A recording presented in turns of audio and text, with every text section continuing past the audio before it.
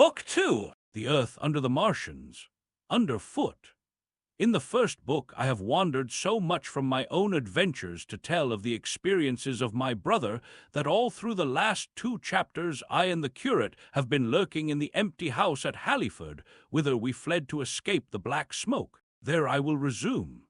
We stopped there all Sunday night and all the next day, the day of the panic, in a little island of daylight, cut off by the black smoke from the rest of the world. We could do nothing but wait in aching inactivity during those 2 weary days. My mind was occupied by anxiety for my wife. I figured her at Leatherhead, terrified, in danger, mourning me already as a dead man. I paced the rooms and cried aloud when I thought of how I was cut off from her, of all that might happen to her in my absence. My cousin, I knew, was brave enough for any emergency, but he was not the sort of man to realize danger quickly, to rise promptly. What was needed now was not bravery, but circumspection. My only consolation was to believe that the Martians were moving Londonward and away from her.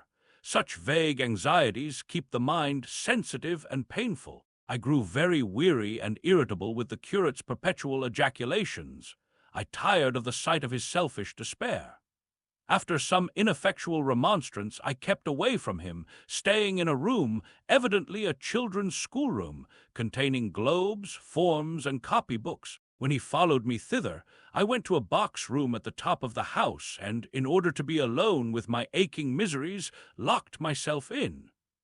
We were hopelessly hemmed in by the black smoke all that day and the morning of the next. There were signs of people in the next house on Sunday evening, a face at a window and moving lights, and later the slamming of a door. But I do not know who these people were, nor what became of them.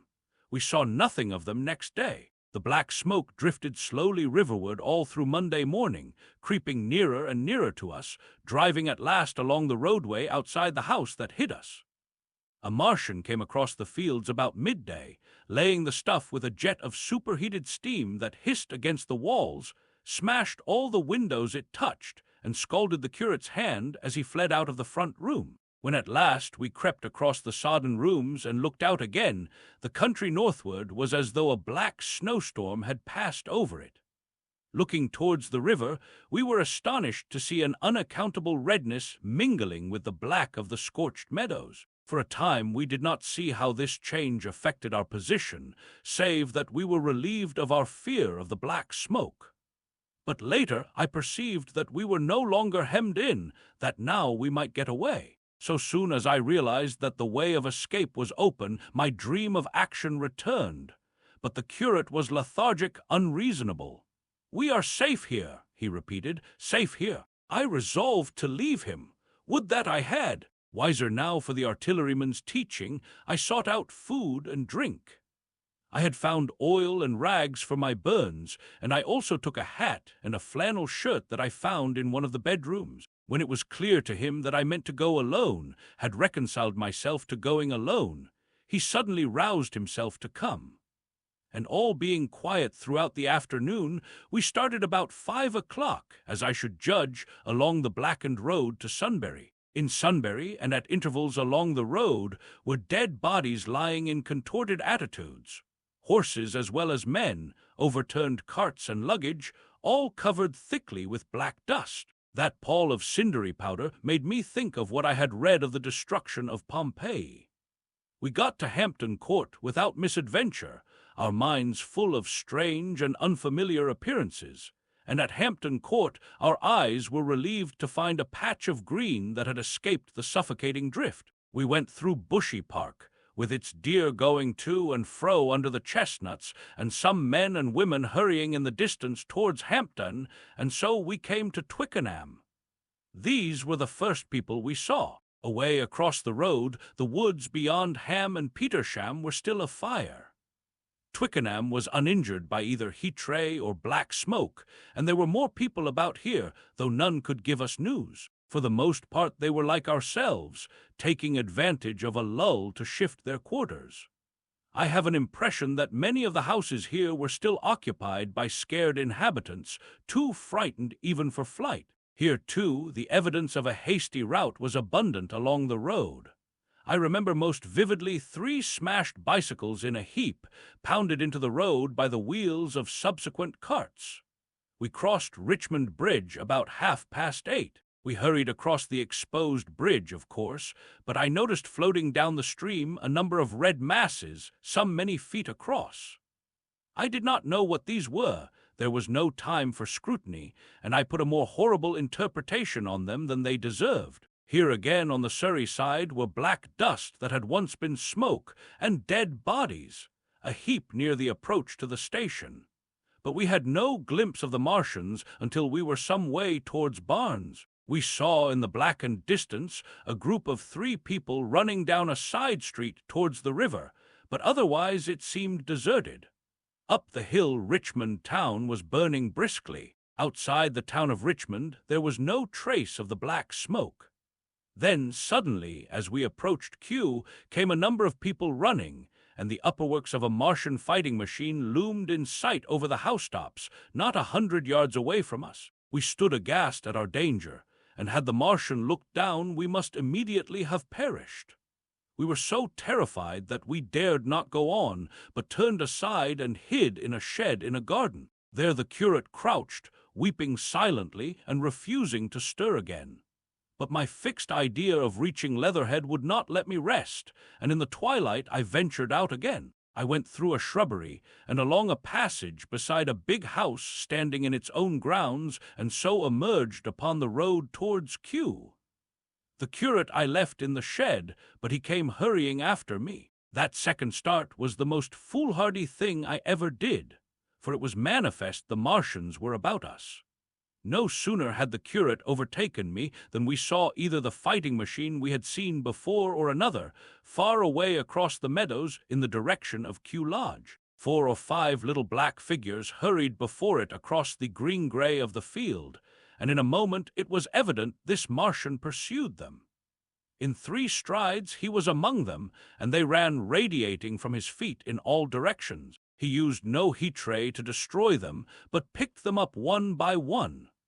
Apparently he tossed them into the great metallic carrier which projected behind him, much as a workman's basket hangs over his shoulder. It was the first time I realized that the Martians might have any other purpose than destruction with defeated humanity.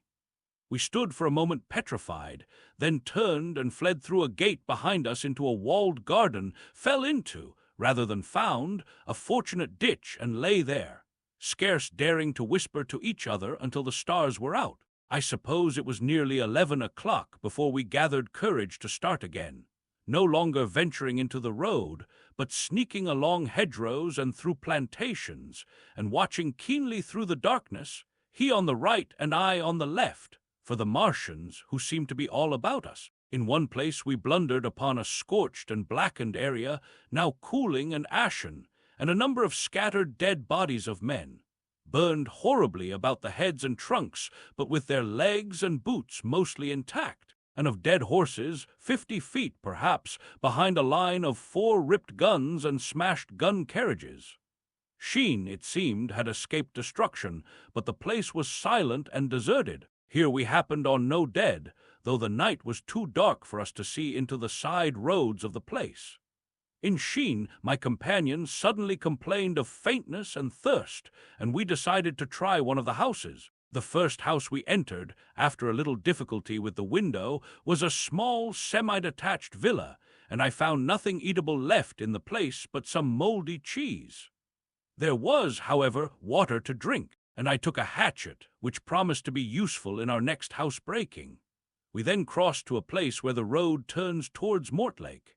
Here there stood a white house within a walled garden, and in the pantry of this domicile we found a store of food, 2 loaves of bread in a pan, an uncooked steak, and the half of a ham. I give this catalogue so precisely because, as it happened, we were destined to subsist upon this store for the next fortnight. Bottled beer stood under a shelf, and there were 2 bags of haricot beans and some limp lettuces. This pantry opened into a kind of wash-up kitchen, and in this was firewood.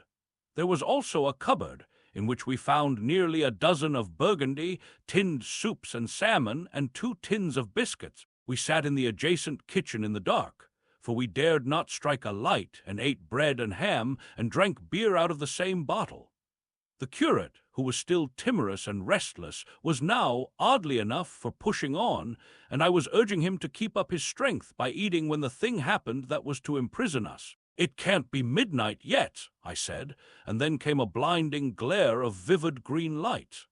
Everything in the kitchen leaped out, clearly visible in green and black, and vanished again, and then followed such a concussion as I have never heard before or since. So close on the heels of this as to seem instantaneous came a thud behind me, a clash of glass, a crash and rattle of falling masonry all about us, and the plaster of the ceiling came down upon us, smashing into a multitude of fragments upon our heads. I was knocked headlong across the floor against the oven handle and stunned. I was insensible for a long time, the curate told me, and when I came to we were in darkness again, and he, with a face wet, as I found afterwards, with blood from a cut forehead, was dabbing water over me. For some time I could not recollect what had happened. Then things came to me slowly. A bruise on my temple asserted itself. "Are you better?" asked the curate in a whisper. At last I answered him. I sat up. "Don't move," he said. "The floor is covered with smashed crockery from the dresser. You can't possibly move without making a noise, and I fancy they are outside." We both sat quite silent, so that we could scarcely hear each other breathing. Everything seemed deadly still, but once something near us, some plaster or broken brickwork, slid down with a rumbling sound. Outside and very near was an intermittent metallic rattle. "That," said the curate, when presently it happened again. "Yes," I said, "but what is it?" "A Martian," said the curate. I listened again.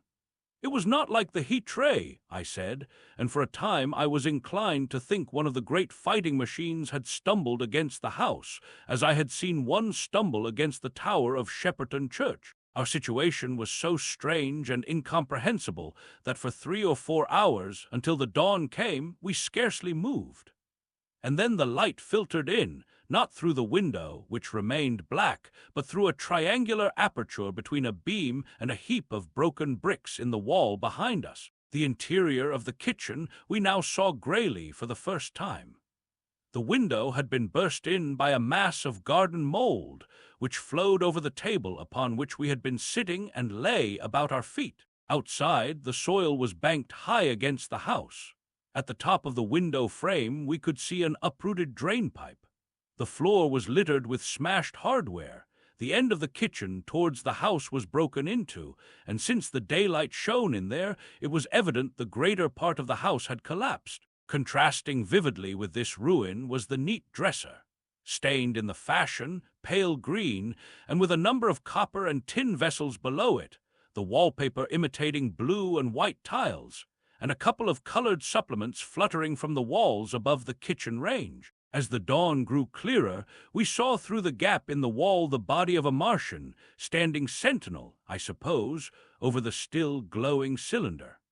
At the sight of that, we crawled as circumspectly as possible out of the twilight of the kitchen into the darkness of the scullery. Abruptly, the right interpretation dawned upon my mind. "The 5th cylinder," I whispered. "The 5th shot from Mars has struck this house and buried us under the ruins." For a time the curate was silent, and then he whispered, "God have mercy upon us." I heard him presently whimpering to himself. Save for that sound, we lay quite still in the scullery. I for my part scarce dared breathe, and sat with my eyes fixed on the faint light of the kitchen door. I could just see the curate's face, a dim, oval shape, and his collar and cuffs. Outside there began a metallic hammering, then a violent hooting, and then again, after a quiet interval, a hissing like the hissing of an engine. These noises, for the most part problematical, continued intermittently, and seemed if anything to increase in number as time wore on. Presently a measured thudding and a vibration that made everything about us quiver, and the vessels in the pantry ring and shift, began and continued. Once the light was eclipsed, and the ghostly kitchen doorway became absolutely dark. For many hours we must have crouched there, silent and shivering, until our tired attention failed. At last I found myself awake and very hungry. I am inclined to believe we must have spent the greater portion of a day before that awakening. My hunger was at a stride so insistent that it moved me to action. I told the curate I was going to seek food and felt my way towards the pantry. He made me no answer, but so soon as I began eating, the faint noise I made stirred him up, and I heard him crawling after me.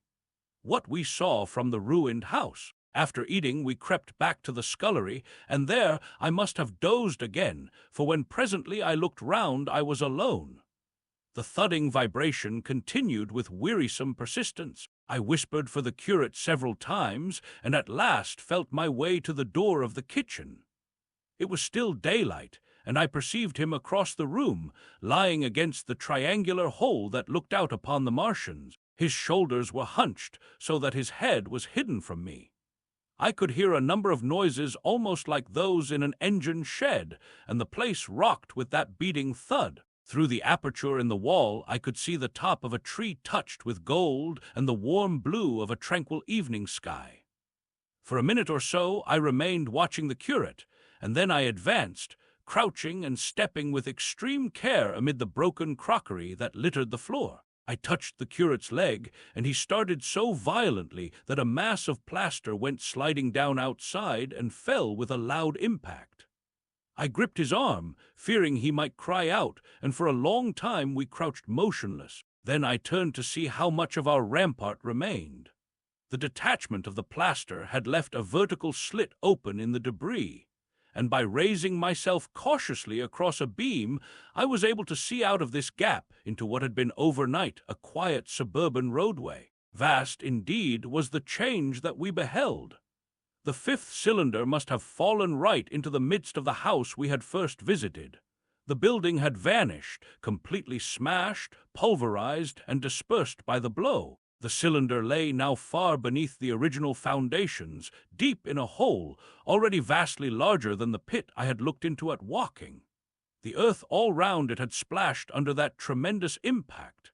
Splashed is the only word, and lay in heaped piles that hid the masses of the adjacent houses. It had behaved exactly like mud under the violent blow of a hammer.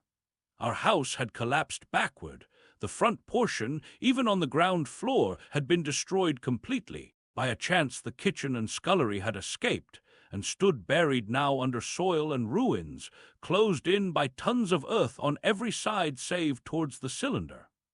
Over that aspect we hung now on the very edge of the great circular pit the Martians were engaged in making. The heavy beating sound was evidently just behind us, and ever and again a bright green vapor drove up like a veil across our peephole. The cylinder was already opened in the center of the pit, and on the farther edge of the pit, amid the smashed and gravel-heaped shrubbery, one of the great fighting machines, deserted by its occupant, stood stiff and tall against the evening sky. At first I scarcely noticed the pit and the cylinder, although it has been convenient to describe them first. On account of the extraordinary glittering mechanism I saw busy in the excavation, and on account of the strange creatures that were crawling slowly and painfully across the heaped mold near it. The mechanism it certainly was that held my attention first. It was one of those complicated fabrics that have since been called handling machines, and the study of which has already given such an enormous impetus to terrestrial invention. As it dawned upon me first, it presented a sort of metallic spider with 5 jointed, agile legs, and with an extraordinary number of jointed levers, bars, and reaching and clutching tentacles about its body. Most of its arms were retracted, but with 3 long tentacles it was fishing out a number of rods, plates, and bars which lined the covering and apparently strengthened the walls of the cylinder. These, as it extracted them, were lifted out and deposited upon a level surface of earth behind it. Its motion was so swift, complex, and perfect that at first I did not see it as a machine, in spite of its metallic glitter. The fighting machines were coordinated and animated to an extraordinary pitch, but nothing to compare with this. People who have never seen these structures, and have only the ill-imagined efforts of artists or the imperfect descriptions of such eyewitnesses as myself to go upon, scarcely realize that living quality. I recall particularly the illustration of one of the first pamphlets to give a consecutive account of the war. The artist had evidently made a hasty study of one of the fighting machines, and there his knowledge ended. He presented them as tilted, stiff tripods, without either flexibility or subtlety, and with an altogether misleading monotony of effect. The pamphlet containing these renderings had a considerable vogue, and I mention them here simply to warn the reader against the impression they may have created. They were no more like the Martians I saw in action than a Dutch doll is like a human being. To my mind, the pamphlet would have been much better without them. At first, I say, the handling machine did not impress me as a machine, but as a crab-like creature with a glittering integument, the controlling Martian whose delicate tentacles actuated its movements seeming to be simply the equivalent of the crab's cerebral portion. But then I perceived the resemblance of its gray-brown, shiny, leathery integument to that of the other sprawling bodies beyond, and the true nature of this dexterous workman dawned upon me. With that realization, my interest shifted to those other creatures, the real Martians. Already I had had a transient impression of these, and the first nausea no longer obscured my observation. Moreover, I was concealed and motionless, and under no urgency of action. They were, I now saw, the most unearthly creatures it is possible to conceive. They were huge round bodies, or rather heads, about 4 feet in diameter, each body having in front of it a face. This face had no nostrils. Indeed, the Martians do not seem to have had any sense of smell, but it had a pair of very large, dark-colored eyes, and just beneath this a kind of fleshy beak. In the back of this head or body, I scarcely know how to speak of it, was the single tight tympanic surface, since known to be anatomically an ear, though it must have been almost useless in our dense air. In a group round the mouth were 16 slender, almost whip-like tentacles, arranged in 2 bunches of 8 each. These bunches have since been named rather aptly by that distinguished anatomist, Professor Howe's, the hands. Even as I saw these Martians for the first time, they seemed to be endeavoring to raise themselves on these hands. But of course, with the increased weight of terrestrial conditions, this was impossible. There is reason to suppose that on Mars they may have progressed upon them with some facility. The internal anatomy, I may remark here, as dissection has since shown, was almost equally simple. The greater part of the structure was the brain, sending enormous nerves to the eyes, ear, and tactile tentacles. Besides this were the bulky lungs, into which the mouth opened, and the heart and its vessels. The pulmonary distress caused by the denser atmosphere and greater gravitational attraction was only too evident in the convulsive movements of the outer skin. And this was the sum of the Martian organs. Strange as it may seem to a human being, all the complex apparatus of digestion which makes up the bulk of our bodies did not exist in the Martians. They were heads, merely heads.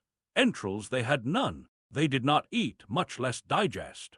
Instead, they took the fresh, living blood of other creatures and injected it into their own veins. I have myself seen this being done, as I shall mention in its place. But squeamish as I may seem, I cannot bring myself to describe what I could not endure even to continue watching. Let it suffice to say, blood obtained from a still living animal, in most cases from a human being, was run directly by means of a little pipette into the recipient canal. The bare idea of this is no doubt horribly repulsive to us. But at the same time, I think that we should remember how repulsive our carnivorous habits would seem to an intelligent rabbit. The physiological advantages of the practice of injection are undeniable.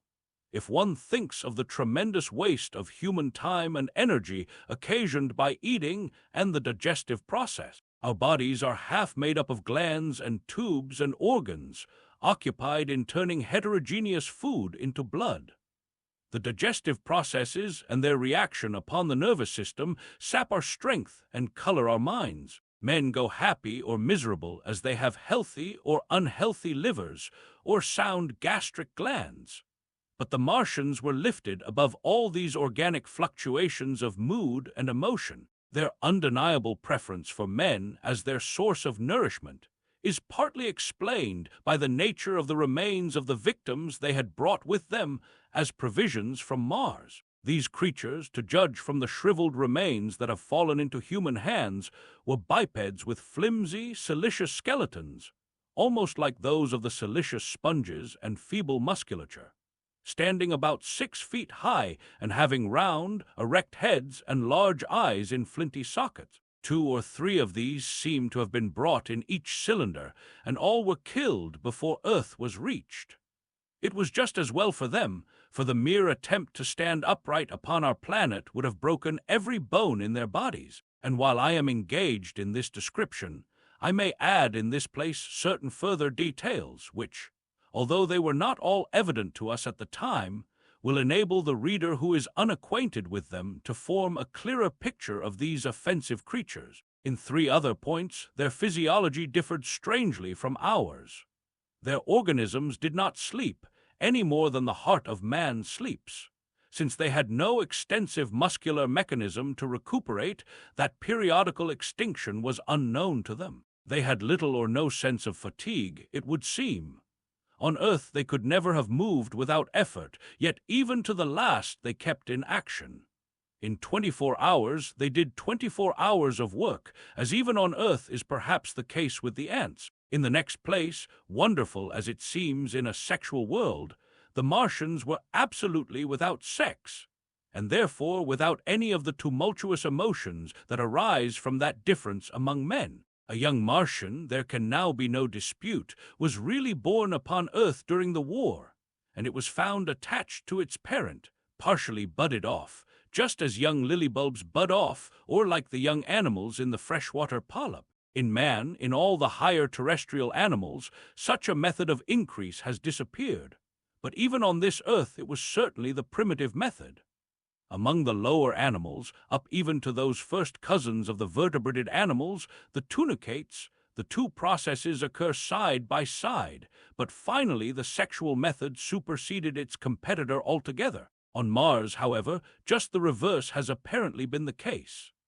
It is worthy of remark that a certain speculative writer of quasi-scientific repute, writing long before the Martian invasion, did forecast for man a final structure not unlike the actual Martian condition. His prophecy, I remember, appeared in November or December 1893 in a long-defunct publication, the Pall Mall Budget, and I recall a caricature of it in a pre-Martian periodical called Punch. He pointed out, writing in a foolish, facetious tone, that the perfection of mechanical appliances must ultimately supersede limbs, the perfection of chemical devices, digestion, that such organs as hair, external nose, teeth, ears, and chin were no longer essential parts of the human being, and that the tendency of natural selection would lie in the direction of their steady diminution through the coming ages. The brain alone remained a cardinal necessity. Only one other part of the body had a strong case for survival, and that was the hand, teacher, and agent of the brain. While the rest of the body dwindled, the hands would grow larger. There is many a true word written in jest, and here in the Martians we have beyond dispute the actual accomplishment of such a suppression of the animal side of the organism by the intelligence. To me, it is quite credible that the Martians may be descended from beings not unlike ourselves, by a gradual development of brain and hands, the latter giving rise to the 2 bunches of delicate tentacles at last, at the expense of the rest of the body. Without the body, the brain would, of course, become a mere selfish intelligence, without any of the emotional substratum of the human being. The last salient point in which the systems of these creatures differed from ours was in what one might have thought a very trivial particular: microorganisms, which cause so much disease and pain on Earth, have either never appeared upon Mars or Martian sanitary science eliminated them ages ago. 100 diseases, all the fevers and contagions of human life, consumption, cancers, tumors, and such morbidities, never enter the scheme of their life. And speaking of the differences between the life on Mars and terrestrial life, I may allude here to the curious suggestions of the red weed. Apparently, the vegetable kingdom in Mars, instead of having green for a dominant color, is of a vivid blood-red tint. At any rate, the seeds which the Martians, intentionally or accidentally, brought with them gave rise in all cases to red-colored growths. Only that known popularly as the red weed, however, gained any footing in competition with terrestrial forms. The red creeper was quite a transitory growth, and few people have seen it growing. For a time, however, the red weed grew with astonishing vigor and luxuriance. It spread up the sides of the pit by the third or fourth day of our imprisonment, and its cactus-like branches formed a carmine fringe to the edges of our triangular window. And afterwards I found it broadcast throughout the country, and especially wherever there was a stream of water. The Martians had what appears to have been an auditory organ, a single round drum at the back of the head body, and eyes with a visual range not very different from ours, except that, according to Phillips, blue and violet were as black to them. It is commonly supposed that they communicated by sounds and tentacular gesticulations. This is asserted, for instance, in the able but hastily compiled pamphlet, written evidently by someone not an eyewitness of Martian actions, to which I have already alluded, and which, so far, has been the chief source of information concerning them. Now no surviving human being saw so much of the Martians in action as I did. I take no credit to myself for an accident, but the fact is so. And I assert that I watched them closely time after time, and that I have seen 4, 5, and once 6 of them sluggishly performing the most elaborately complicated operations together without either sound or gesture. Their peculiar hooting invariably preceded feeding. It had no modulation, and was, I believe, in no sense a signal, but merely the expiration of air preparatory to the suctional operation. I have a certain claim to at least an elementary knowledge of psychology, and in this matter I am convinced, as firmly as I am convinced of anything, that the Martians interchanged thoughts without any physical intermediation, and I have been convinced of this in spite of strong preconceptions. Before the Martian invasion, as an occasional reader here or there may remember, I had written with some little vehemence against the telepathic theory. The Martians wore no clothing. Their conceptions of ornament and decorum were necessarily different from ours, and not only were they evidently much less sensible of changes of temperature than we are, but changes of pressure do not seem to have affected their health at all seriously. Yet though they wore no clothing, it was in the other artificial additions to their bodily resources that their great superiority over man lay. We men, with our bicycles and road skates, our Lilienthal soaring machines, our guns and sticks, and so forth, are just in the beginning of the evolution that the Martians have worked out. They have become practically mere brains, wearing different bodies according to their needs, just as men wear suits of clothes and take a bicycle in a hurry or an umbrella in the wet. And of their appliances, perhaps nothing is more wonderful to a man than the curious fact that what is the dominant feature of almost all human devices in mechanism is absent. The wheel is absent. Among all the things they brought to earth, there is no trace or suggestion of their use of wheels. One would have at least expected it in locomotion. And in this connection, it is curious to remark that even on this earth nature has never hit upon the wheel, or has preferred other expedients to its development. And not only did the Martians either not know of, which is incredible, or abstain from the wheel, but in their apparatus singularly little use is made of the fixed pivot or relatively fixed pivot, with circular motions thereabout confined to one plane. Almost all the joints of the machinery present a complicated system of sliding parts moving over small but beautifully curved friction bearings. And while upon this matter of detail, it is remarkable that the long leverages of their machines are in most cases actuated by a sort of sham musculature of the discs in an elastic sheath. These discs become polarized and drawn closely and powerfully together when traversed by a current of electricity. In this way, the curious parallelism to animal motions, which was so striking and disturbing to the human beholder, was attained. Such quasi-muscles abounded in the crab-like handling machine which, on my first peeping out of the slit, I watched unpacking the cylinder. It seemed infinitely more alive than the actual Martians lying beyond it in the sunset light, panting, stirring ineffectual tentacles, and moving feebly after their vast journey across space. While I was still watching their sluggish motions in the sunlight, and noting each strange detail of their form, the curate reminded me of his presence by pulling violently at my arm. I turned to a scowling face and silent, eloquent lips. He wanted the slit, which permitted only one of us to peep through, and so I had to forgo watching them for a time while he enjoyed that privilege. When I looked again, the busy handling machine had already put together several of the pieces of apparatus. It had taken out of the cylinder into a shape having an unmistakable likeness to its own, and down on the left, a busy little digging mechanism had come into view, emitting jets of green vapor and working its way round the pit, excavating and embanking in a methodical and discriminating manner. This it was which had caused the regular beating noise and the rhythmic shocks that had kept our ruinous refuge quivering. It piped and whistled as it worked. So far as I could see, the thing was without a directing Martian at all. The days of imprisonment. The arrival of a second fighting machine drove us from our peephole into the scullery, for we feared that from his elevation the Martian might see down upon us behind our barrier. At a later date, we began to feel less in danger of their eyes, for to an eye in the dazzle of the sunlight outside our refuge must have been blank blackness. But at first the slightest suggestion of approach drove us into the scullery in heart-throbbing retreat.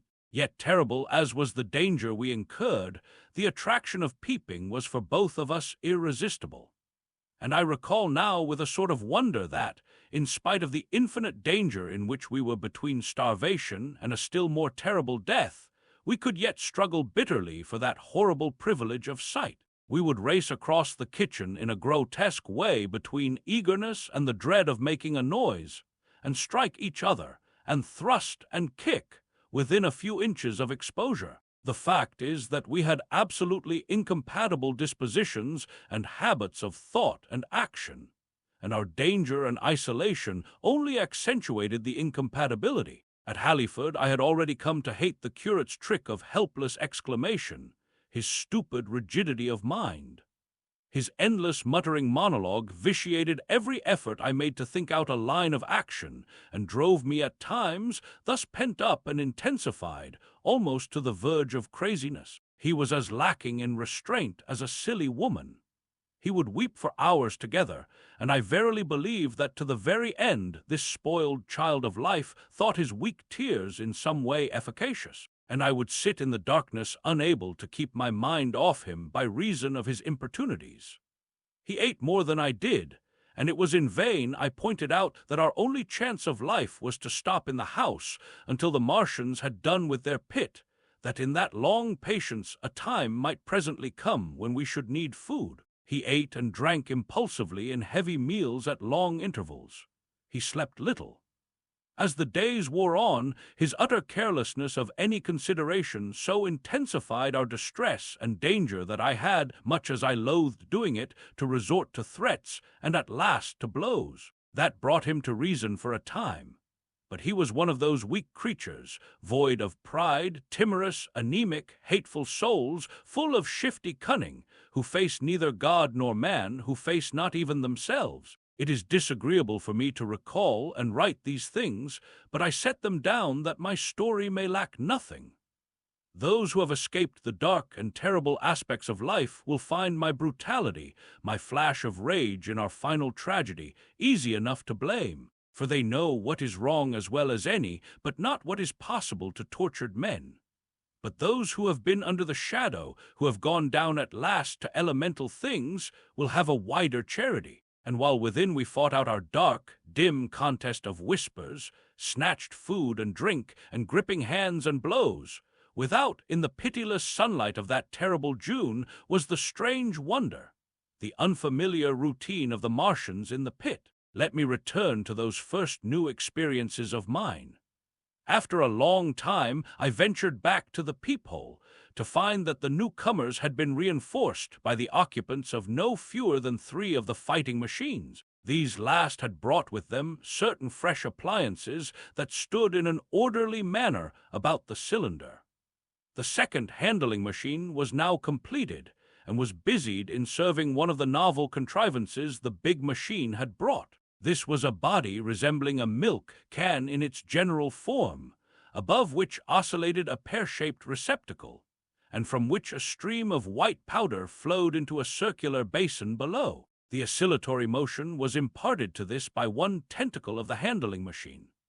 With 2 spatulate hands, the handling machine was digging out and flinging masses of clay into the pear-shaped receptacle above, while with another arm it periodically opened a door and removed rusty and blackened clinkers from the middle part of the machine. Another steely tentacle directed the powder from the basin along a ribbed channel towards some receiver that was hidden from me by the mound of bluish dust.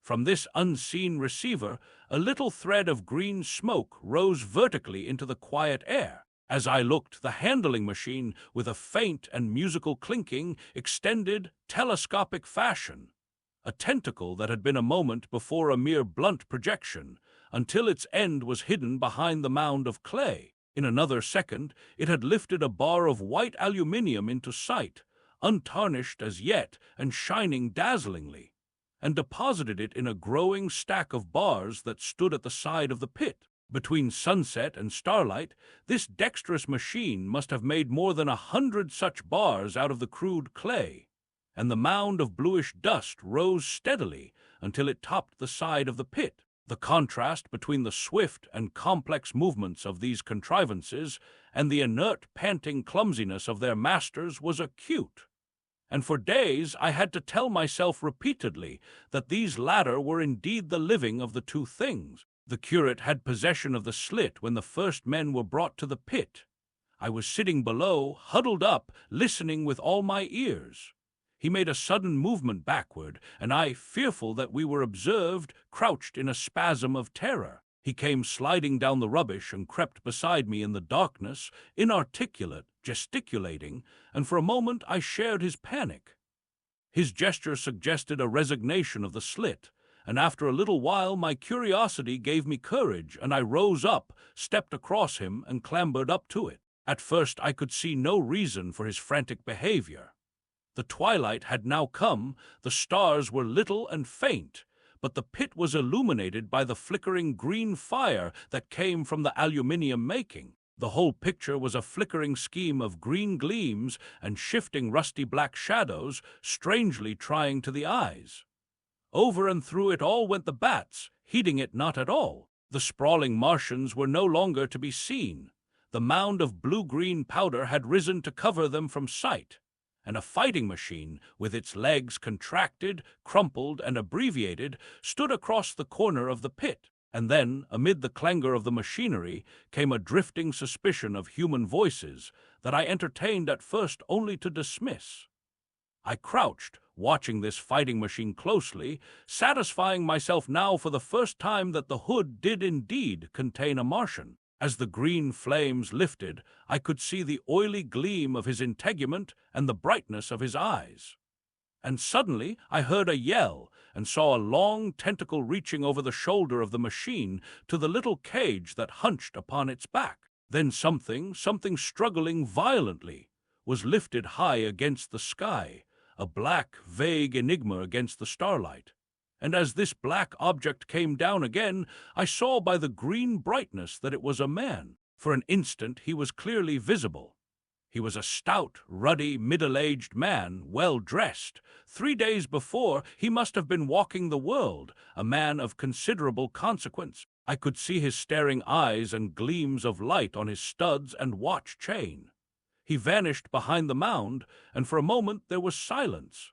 And then began a shrieking and a sustained and cheerful hooting from the Martians. I slid down the rubbish, struggled to my feet, clapped my hands over my ears, and bolted into the scullery. The curate, who had been crouching silently with his arms over his head, looked up as I passed, cried out quite loudly at my desertion of him, and came running after me. That night, as we lurked in the scullery, balanced between our horror and the terrible fascination this peeping had, although I felt an urgent need of action, I tried in vain to conceive some plan of escape. But afterwards, during the second day, I was able to consider our position with great clearness. The curate, I found, was quite incapable of discussion. This new and culminating atrocity had robbed him of all vestiges of reason or forethought. Practically, he had already sunk to the level of an animal. But as the saying goes, I gripped myself with both hands. It grew upon my mind, once I could face the facts, that terrible as our position was, there was as yet no justification for absolute despair. Our chief chance lay in the possibility of the Martians making the pit nothing more than a temporary encampment. Or even if they kept it permanently, they might not consider it necessary to guard it, and a chance of escape might be afforded us. I also weighed very carefully the possibility of our digging a way out in a direction away from the pit. But the chances of our emerging within sight of some sentinel fighting machine seemed at first too great, and I should have had to do all the digging myself. The curate would certainly have failed me. It was on the third day, if my memory serves me right, that I saw the lad killed. It was the only occasion on which I actually saw the Martians feed. After that experience, I avoided the hole in the wall for the better part of a day. I went into the scullery, removed the door, and spent some hours digging with my hatchet as silently as possible. But when I had made a hole about a couple of feet deep, the loose earth collapsed noisily, and I did not dare continue. I lost heart and lay down on the scullery floor for a long time, having no spirit even to move. And after that I abandoned altogether the idea of escaping by excavation. It says much for the impression the Martians had made upon me that at first I entertained little or no hope of our escape being brought about by their overthrow through any human effort. But on the fourth or fifth night I heard a sound like heavy guns. It was very late in the night, and the moon was shining brightly. The Martians had taken away the excavating machine, and save for a fighting machine that stood in the remoter bank of the pit, and a handling machine that was buried out of my sight in a corner of the pit immediately beneath my peephole, the place was deserted by them. Except for the pale glow from the handling machine and the bars and patches of white moonlight, the pit was in darkness, and, except for the clinking of the handling machine, quite still. That night was a beautiful serenity. Save for one planet, the moon seemed to have the sky to herself. I heard a dog howling, and that familiar sound it was that made me listen. Then I heard quite distinctly a booming exactly like the sound of great guns. 6 distinct reports I counted, and after a long interval 6 again. And that was all, the death of the curate. It was on the 6th day of our imprisonment that I peeped for the last time and presently found myself alone. Instead of keeping close to me and trying to oust me from the slit, the curate had gone back into the scullery. I was struck by a sudden thought. I went back quickly and quietly into the scullery. In the darkness I heard the curate drinking. I snatched in the darkness, and my fingers caught a bottle of Burgundy. For a few minutes there was a tussle. The bottle struck the floor and broke, and I desisted and rose. We stood panting and threatening each other. In the end, I planted myself between him and the food, and told him of my determination to begin a discipline. I divided the food in the pantry into rations to last us 10 days. I would not let him eat any more that day. In the afternoon, he made a feeble effort to get at the food. I had been dozing, but in an instant I was awake. All day and all night we sat face to face, I weary but resolute, and he weeping and complaining of his immediate hunger. It was, I know, a night and a day, but to me it seems now, an interminable length of time. And so our widened incompatibility ended at last in open conflict. For 2 vast days we struggled in undertones and wrestling contests. There were times when I beat and kicked him madly, times when I cajoled and persuaded him, and once I tried to bribe him with the last bottle of Burgundy, for there was a rain-water pump from which I could get water. But neither force nor kindness availed. He was indeed beyond reason. He would neither desist from his attacks on the food nor from his noisy babbling to himself.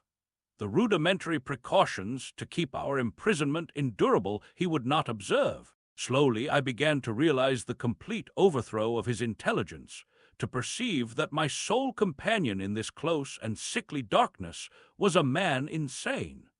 From certain vague memories, I am inclined to think my own mind wandered at times. I had strange and hideous dreams whenever I slept.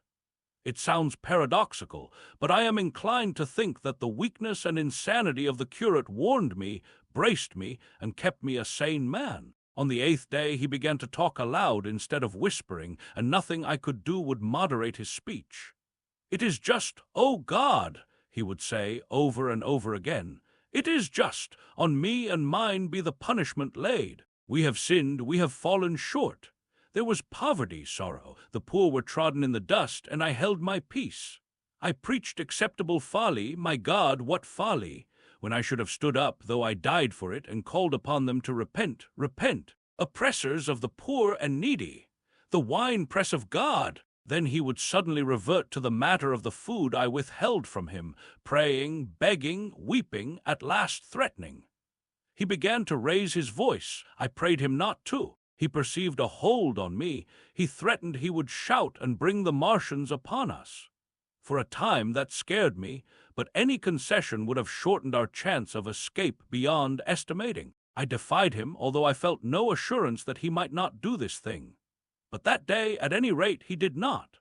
He talked with his voice rising slowly through the greater part of the 8th and 9th days, threats, entreaties, mingled with a torrent of half-sane and always frothy repentance for his vacant sham of God's service, such as made me pity him. Then he slept a while, and began again with renewed strength, so loudly that I must needs make him desist. "Be still," I implored. He rose to his knees, for he had been sitting in the darkness near the copper. "I have been still too long," he said, in a tone that must have reached the pit, "and now I must bear my witness. Woe unto this unfaithful city! Woe, woe, woe, woe, woe to the inhabitants of the earth by reason of the other voices of the trumpet." "Shut up," I said, rising to my feet, and in a terror lest the Martians should hear us. "For God's sake!" "Nay," shouted the curate at the top of his voice, standing likewise and extending his arms. "Speak! The word of the Lord is upon me." In 3 strides, he was at the door leading into the kitchen. "I must bear my witness. I go. It has already been too long delayed." I put out my hand and felt the meat chopper hanging to the wall. In a flash I was after him. I was fierce with fear. Before he was halfway across the kitchen, I had overtaken him. With one last touch of humanity, I turned the blade back and struck him with the butt. He went headlong forward and lay stretched on the ground. I stumbled over him and stood panting. He lay still. Suddenly I heard a noise without, the run and smash of slipping plaster, and the triangular aperture in the wall was darkened. I looked up and saw the lower surface of a handling machine coming slowly across the hole. One of its gripping limbs curled amid the debris. Another limb appeared, feeling its way over the fallen beams. I stood petrified, staring. Then I saw through a sort of glass plate near the edge of the body the face, as we may call it, and the large dark eyes of a Martian peering. And then a long metallic snake of tentacle came, feeling slowly through the hole. I turned by an effort, stumbled over the curate, and stopped at the scullery door. The tentacle was now some way, 2 yards or more in the room, and twisting and turning with queer sudden movements this way and that. For a while I stood fascinated by that slow, fitful advance. Then, with a faint, hoarse cry, I forced myself across the scullery. I trembled violently. I could scarcely stand upright. I opened the door of the coal cellar and stood there in the darkness, staring at the faintly lit doorway into the kitchen and listening. Had the Martian seen me? What was it doing now? Something was moving to and fro there very quietly. Every now and then it tapped against the wall or started on its movements with a faint metallic ringing, like the movements of keys on a split ring.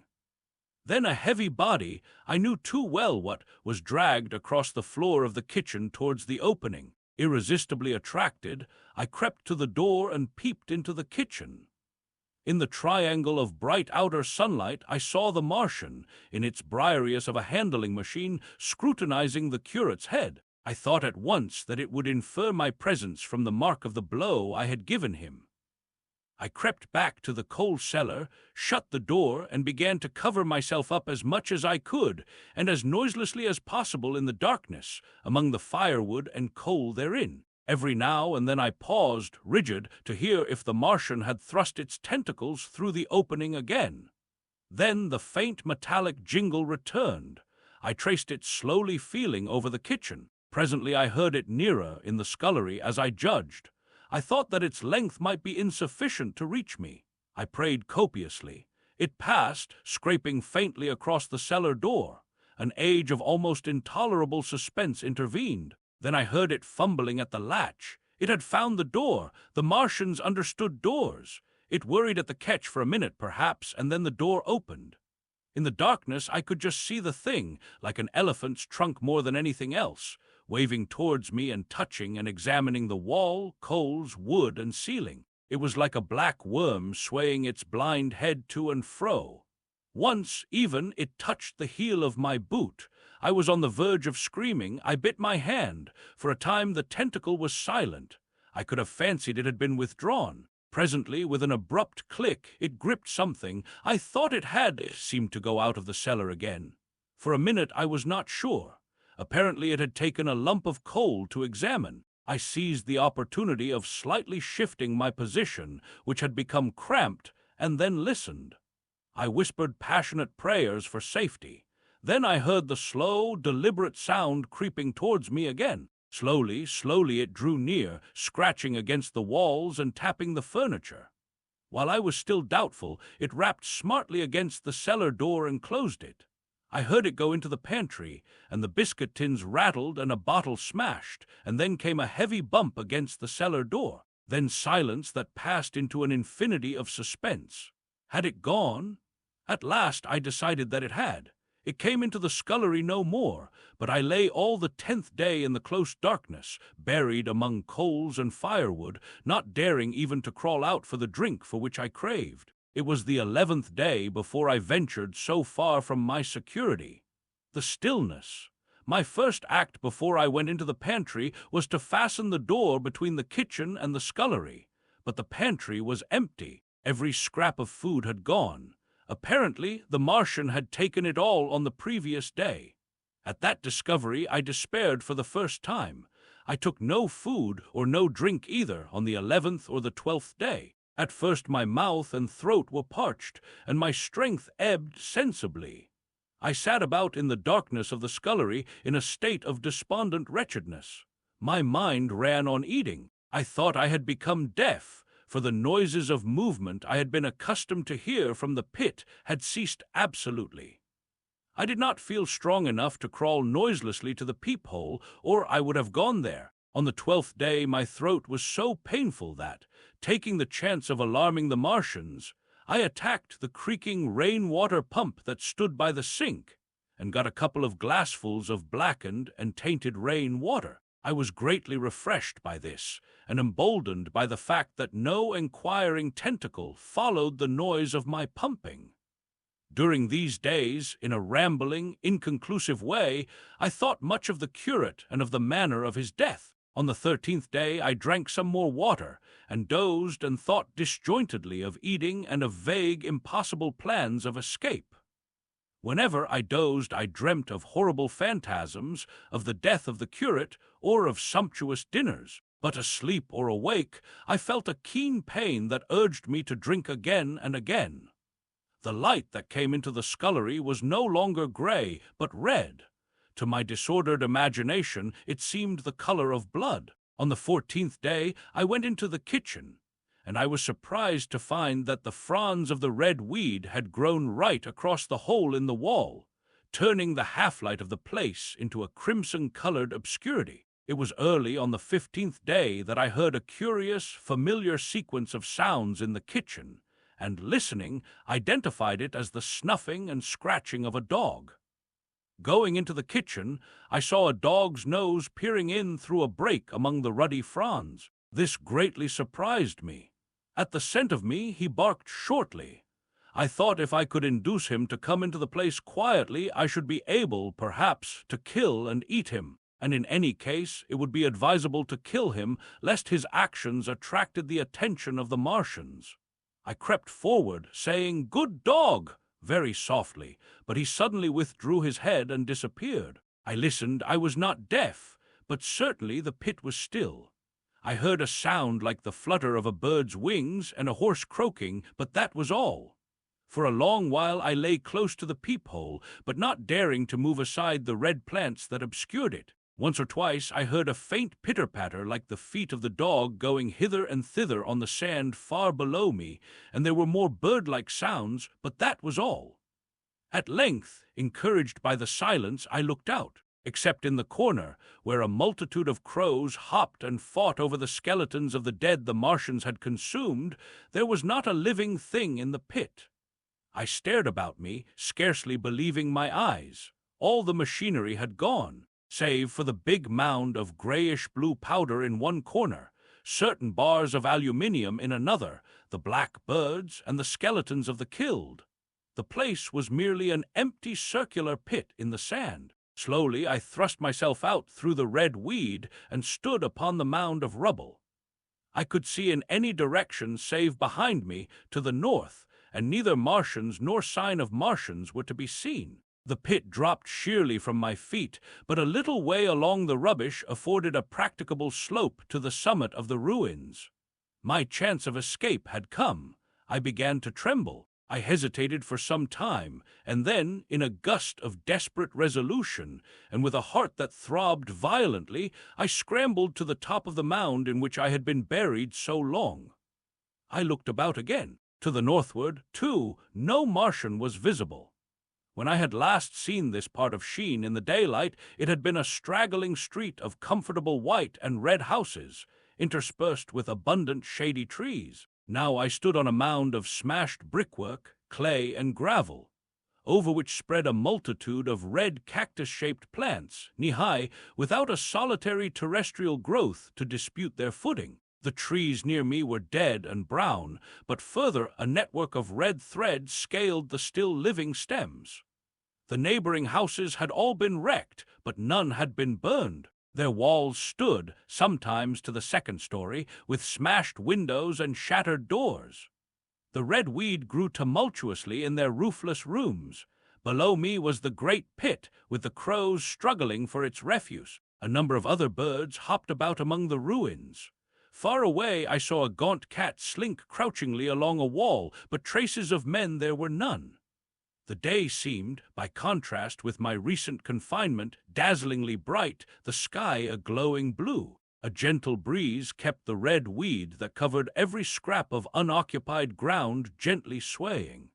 And oh, the sweetness of the air, the work of 15 days.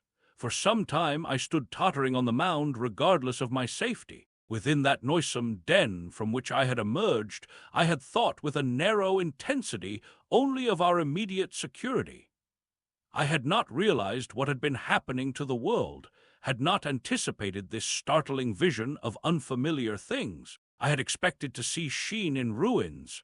I found about me the landscape, weird and lurid, of another planet. For that moment I touched an emotion beyond the common range of men, yet one that the poor brutes we dominate know only too well. I felt as a rabbit might feel returning to his burrow, and suddenly confronted by the work of a dozen busy navvies digging the foundations of a house. I felt the first inkling of a thing that presently grew quite clear in my mind, that oppressed me for many days, a sense of dethronement, a persuasion that I was no longer a master, but an animal among the animals, under the Martian heel. With us it would be as with them, to lurk and watch, to run and hide. The fear and empire of man had passed away.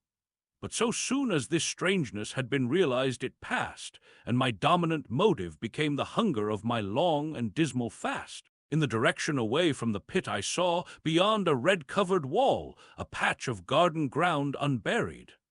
This gave me a hint, and I went knee-deep and sometimes neck-deep in the red weed. The density of the weed gave me a reassuring sense of hiding.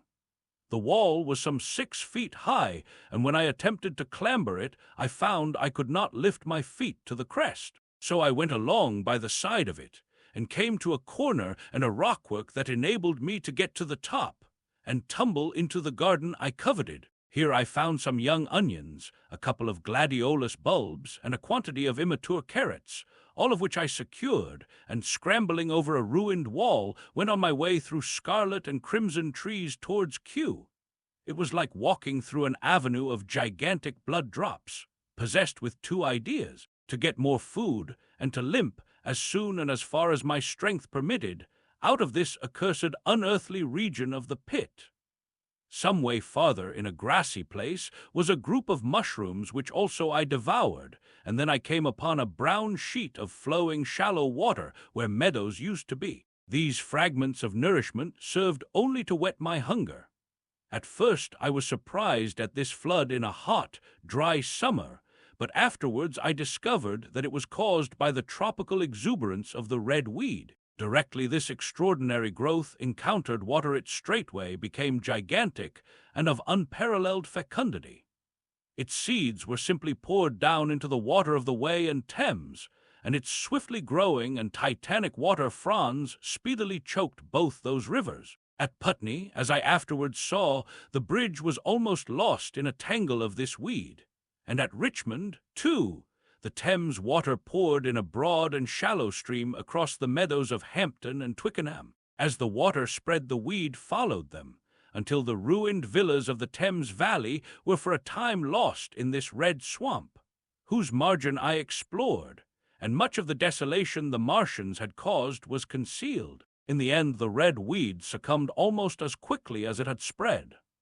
A cankering disease due, it is believed, to the action of certain bacteria presently seized upon it. Now, by the action of natural selection, all terrestrial plants have acquired a resisting power against bacterial diseases. They never succumb without a severe struggle, but the red weed rotted like a thing already dead. The fronds became bleached and then shriveled and brittle. They broke off at the least touch, and the waters that had stimulated their early growth carried their last vestiges out to sea. My first act on coming to this water was, of course, to slake my thirst. I drank a great deal of it, and, moved by an impulse, gnawed some fronds of red weed, but they were watery and had a sickly, metallic taste. I found the water was sufficiently shallow for me to wade securely, although the red weed impeded my feet a little. But the flood evidently got deeper towards the river, and I turned back to Mortlake. I managed to make out the road by means of occasional ruins of its villas and fences and lamps, and so presently I got out of this spate and made my way to the hill going up towards Roehampton, and came out on Putney Common. Here the scenery changed from the strange and unfamiliar to the wreckage of the familiar. Patches of ground exhibited the devastation of a cyclone, and in a few score yards I would come upon perfectly undisturbed spaces, houses with their blinds trimly drawn and doors closed, as if they had been left for a day by the owners, or as if their inhabitants slept within. The red weed was less abundant. The tall trees along the lane were free from the red creeper. I hunted for food among the trees, finding nothing, and I also raided a couple of silent houses, but they had already been broken into and ransacked. I rested for the remainder of the daylight in a shrubbery, being, in my enfeebled condition, too fatigued to push on. All this time I saw no human beings and no signs of the Martians. I encountered a couple of hungry-looking dogs, but both hurried circuitously away from the advances I made them.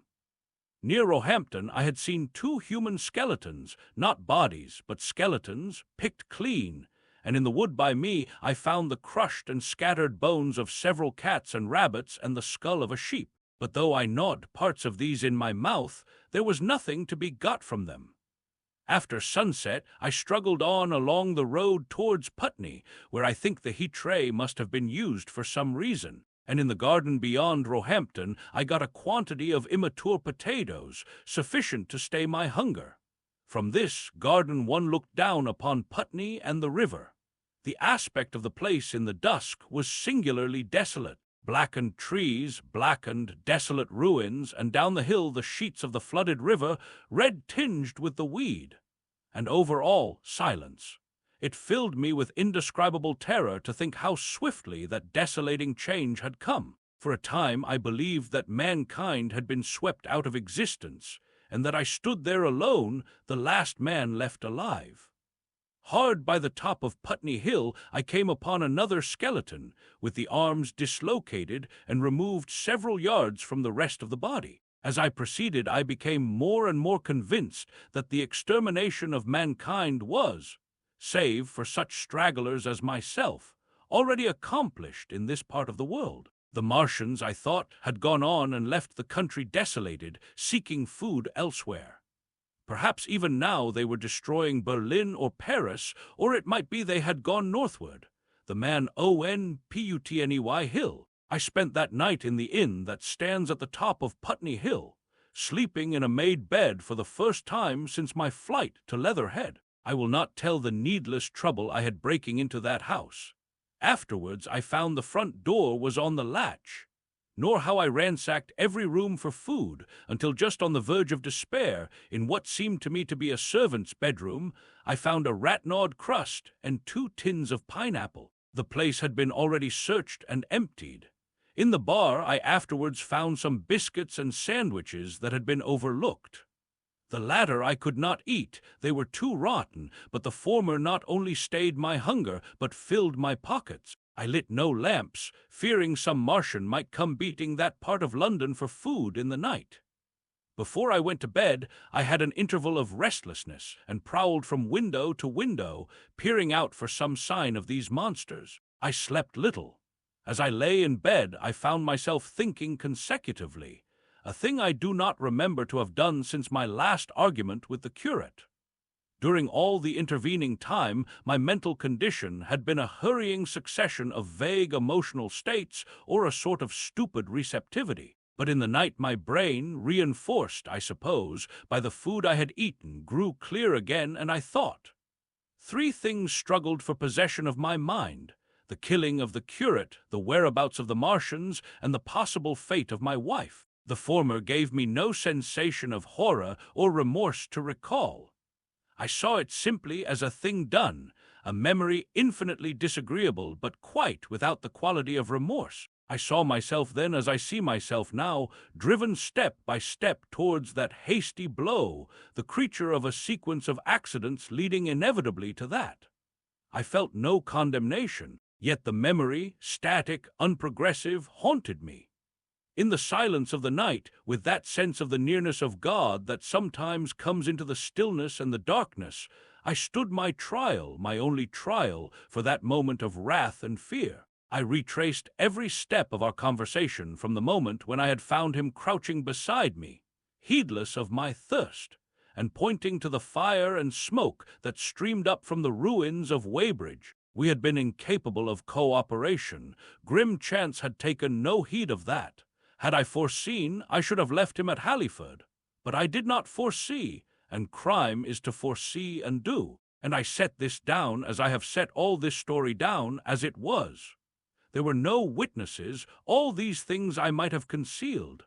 But I set it down, and the reader must form his judgment as he will. And when, by an effort, I had set aside that picture of a prostrate body, I faced the problem of the Martians and the fate of my wife. For the former I had no data. I could imagine 100 things, and so, unhappily, I could for the latter. And suddenly that night became terrible. I found myself sitting up in bed, staring at the dark. I found myself praying that the heat ray might have suddenly and painlessly struck her out of being. Since the night of my return from Leatherhead I had not prayed. I had uttered prayers, fetish prayers, had prayed as heathens mutter charms when I was in extremity. But now I prayed indeed, pleading steadfastly and sanely, face to face with the darkness of God. Strange night, strangest in this, that so soon as dawn had come, I who had talked with God crept out of the house like a rat leaving its hiding place, a creature scarcely larger, an inferior animal, a thing that for any passing whim of our masters might be hunted and killed. Perhaps they also prayed confidently to God. Surely, if we have learned nothing else, this war has taught us pity, pity for those witless souls that suffer our dominion. The morning was bright and fine, and the eastern sky glowed pink, and was fretted with little golden clouds. In the road that runs from the top of Putney Hill to Wimbledon was a number of poor vestiges of the panic torrent that must have poured Londonward on the Sunday night after the fighting began. There was a little two-wheeled cart inscribed with the name of Thomas Lobb, greengrocer, New Malden, with a smashed wheel and an abandoned tin trunk. There was a straw hat trampled into the now-hardened mud, and at the top of West Hill a lot of blood-stained glass about the overturned water trough. My movements were languid, my plans of the vaguest. I had an idea of going to Leatherhead, though I knew that there I had the poorest chance of finding my wife. Certainly, unless death had overtaken them suddenly, my cousins and she would have fled thence. But it seemed to me I might find or learn there whither the Surrey people had fled. I knew I wanted to find my wife, that my heart ached for her and the world of men, but I had no clear idea how the finding might be done. I was also sharply aware now of my intense loneliness. From the corner I went, under cover of a thicket of trees and bushes, to the edge of Wimbledon Common, stretching wide and far. That dark expanse was lit in patches by yellow gorse and broom. There was no red weed to be seen, and as I prowled, hesitating on the verge of the open, the sun rose, flooding it all with light and vitality. I came upon a busy swarm of little frogs in a swampy place among the trees. I stopped to look at them, drawing a lesson from their stout resolve to live. And presently, turning suddenly, with an odd feeling of being watched, I beheld something crouching amid a clump of bushes. I stood regarding this. I made a step towards it, and it rose up and became a man armed with a cutlass. I approached him slowly. He stood silent and motionless, regarding me. As I drew nearer, I perceived he was dressed in clothes as dusty and filthy as my own. He looked, indeed, as though he had been dragged through a culvert. Nearer, I distinguished the green slime of ditches mixing with the pale drab of dried clay and shiny, coaly patches. His black hair fell over his eyes, and his face was dark and dirty and sunken, so that at first I did not recognize him. There was a red cut across the lower part of his face. "Stop!" he cried when I was within 10 yards of him, and I stopped. His voice was hoarse. "Where do you come from?" he said, I thought, surveying him. "I come from Mortlake," I said. "I was buried near the pit the Martians made about their cylinder.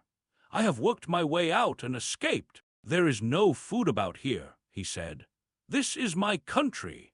All this hill down to the river and back to Clapham and up to the edge of the common. There is only food for one. Which way are you going?" I answered slowly. "I don't know," I said. "I have been buried in the ruins of a house 13 or 14 days. I don't know what has happened." He looked at me doubtfully, then started and looked with a changed expression. "I've no wish to stop about here," said I. "I think I shall go to Leatherhead, for my wife was there." He shot out a pointing finger. "It is you," said he, "the man from Woking, and you weren't killed at Weybridge." I recognized him at the same moment. "You are the artilleryman who came into my garden." "Good luck," he said. "We are lucky ones, fancy you." He put out a hand, and I took it. "I crawled up a drain," he said, "but they didn't kill everyone, and after they went away I got off towards Walton across the fields. But it's not 16 days altogether, and your hair is grey." He looked over his shoulder suddenly. "Only a rook," he said. "One gets to know that birds have shadows these days. This is a bit open. Let us crawl under those bushes and talk." "Have you seen any Martians?" I said. "Since I crawled out." "They've gone away across London," he said. "I guess they've got a bigger camp there. Of a night, all over there, Hampstead Way, the sky is alive with their lights. It's like a great city, and in the glare you can just see them moving. By daylight you can't, but nearer I haven't seen them." He counted on his fingers. 5 days. Then I saw a couple across Hammersmith Way carrying something big. And the night before last. He stopped and spoke impressively. "It was just a matter of lights, but it was something up in the air. I believe they've built a flying machine and are learning to fly." I stopped on hands and knees, for we had come to the bushes. "Fly!" "Yes," he said, "fly." I went on into a little bower and sat down. "It is all over with humanity," I said. "If they can do that, they will simply go round the world." He nodded. "They will, but it will relieve things over here a bit. And besides," he looked at me, "aren't you satisfied it is up with humanity? I am. We're down. We're beat." I stared. Strange as it may seem, I had not arrived at this fact, a fact perfectly obvious so soon as he spoke. I had still held a vague hope. Rather, I had kept a lifelong habit of mind. He repeated his words, "We're beat." They carried absolute conviction. "It's all over," he said. "They've lost one, just one, and they've made their footing good and crippled the greatest power in the world. They've walked over us. The death of that one at Weybridge was an accident, and these are only pioneers. They kept on coming. These green stars, I've seen none these 5 or 6 days, but I've no doubt they're falling somewhere every night. Nothing's to be done. We're under. We're beat." I made him no answer. I sat staring before me, trying in vain to devise some countervailing thought. "This isn't a war," said the artilleryman. "It never was a war, any more than there's war between man and ants." Suddenly, I recalled the night in the observatory. After the 10th shot, they fired no more, at least, until the first cylinder came. "How do you know?" said the artilleryman. I explained. He thought. "Something wrong with the gun," he said. "But what if there is? They'll get it right again. And even if there's a delay, how can it alter the end? It's just men and ants. There's the ants builds their cities, live their lives, have wars, revolutions, until the men want them out of the way, and then they go out of the way. That's what we are now, just ants, only." "Yes," I said, "we're eatable ants." We sat looking at each other. "And what will they do with us?" I said. "That's what I've been thinking," he said. "That's what I've been thinking. After Weybridge, I went south, thinking. I saw what was up.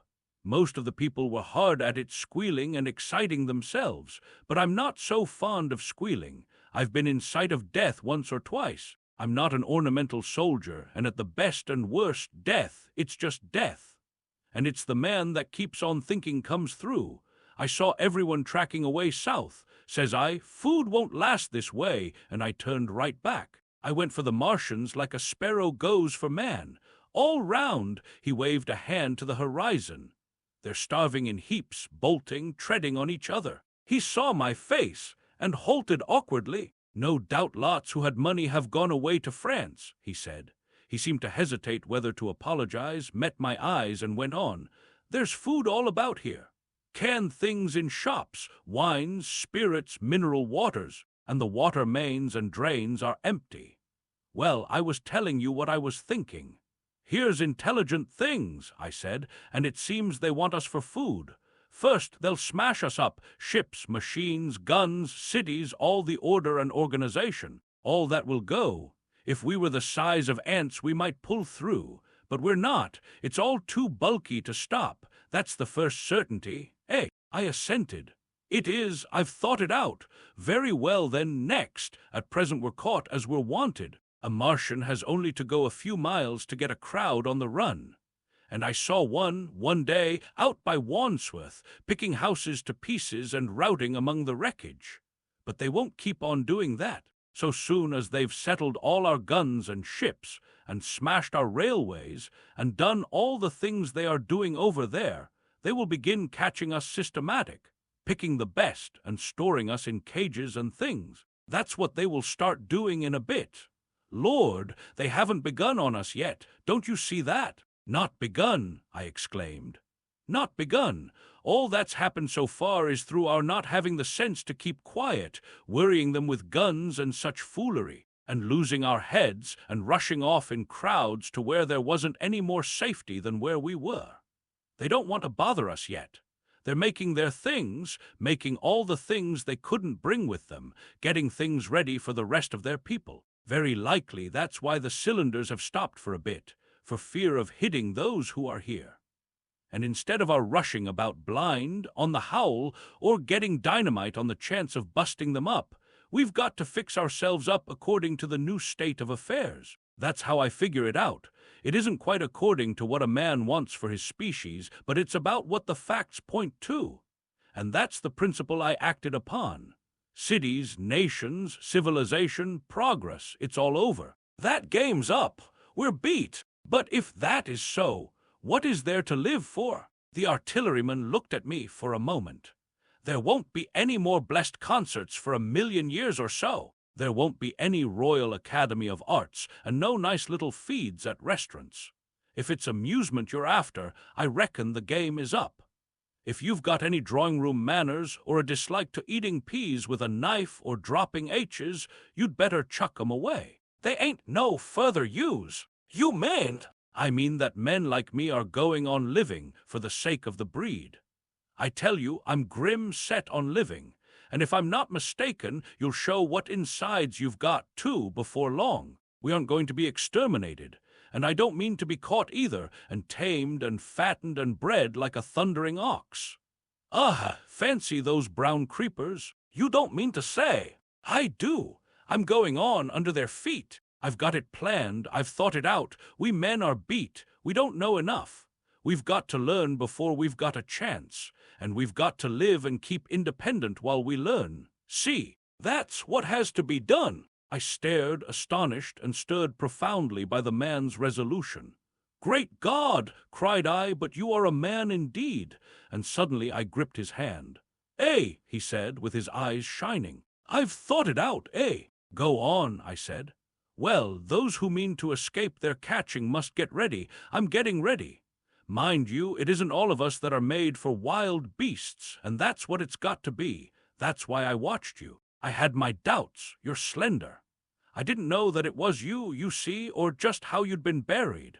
All these, the sort of people that lived in these houses, and all those damn little clerks that used to live down that way, they'd be no good. They haven't any spirit in them, no proud dreams and no proud lusts, and a man who hasn't one or the other, Lord, what is he but funk and precautions?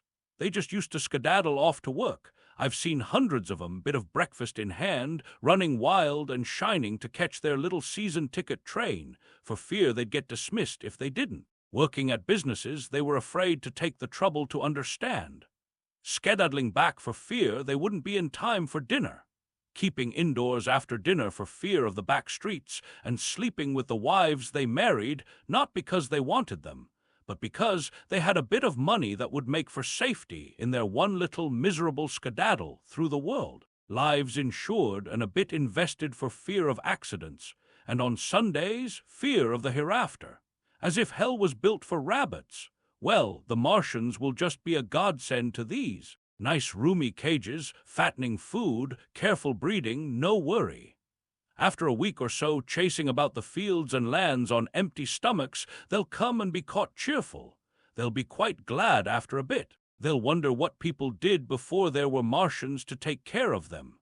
And the bar loafers and mashers and singers, I can imagine them. I can imagine them, he said, with a sort of somber gratification. There'll be any amount of sentiment and religion loose among them. There's hundreds of things I saw with my eyes that I've only begun to see clearly these last few days. There's lots will take things as they are, fat and stupid, and lots will be worried by a sort of feeling that it's all wrong, and that they ought to be doing something. Now, whenever things are so, that a lot of people feel they ought to be doing something, the weak, and those who go weak with a lot of complicated thinking, always make for a sort of do-nothing religion, very pious and superior, and submit to persecution and the will of the Lord. Very likely you've seen the same thing. It's energy in a gale of funk and turned clean inside out. These cages will be full of psalms and hymns and piety, and those of a less simple sort will work in a bit of, what is it, eroticism. He paused. Very likely these Martians will make pets of some of them, train them to do tricks. Who knows? Get sentimental over the pet boy who grew up and had to be killed. And some, maybe, they will train to hunt us. No, I cried, that's impossible. No human being. What's the good of going on with such lies? Said the artilleryman. There's men who do it cheerful. What nonsense to pretend there isn't. And I succumbed to his conviction. If they come after me, he said, Lord, if they come after me, and subsided into a grim meditation. I sat contemplating these things. I could find nothing to bring against this man's reasoning. In the days before the invasion, no one would have questioned my intellectual superiority to his. I, a professed and recognized writer on philosophical themes, and he, a common soldier. And yet he had already formulated a situation that I had scarcely realized. "What are you doing?" I said presently. "What plans have you made?" He hesitated.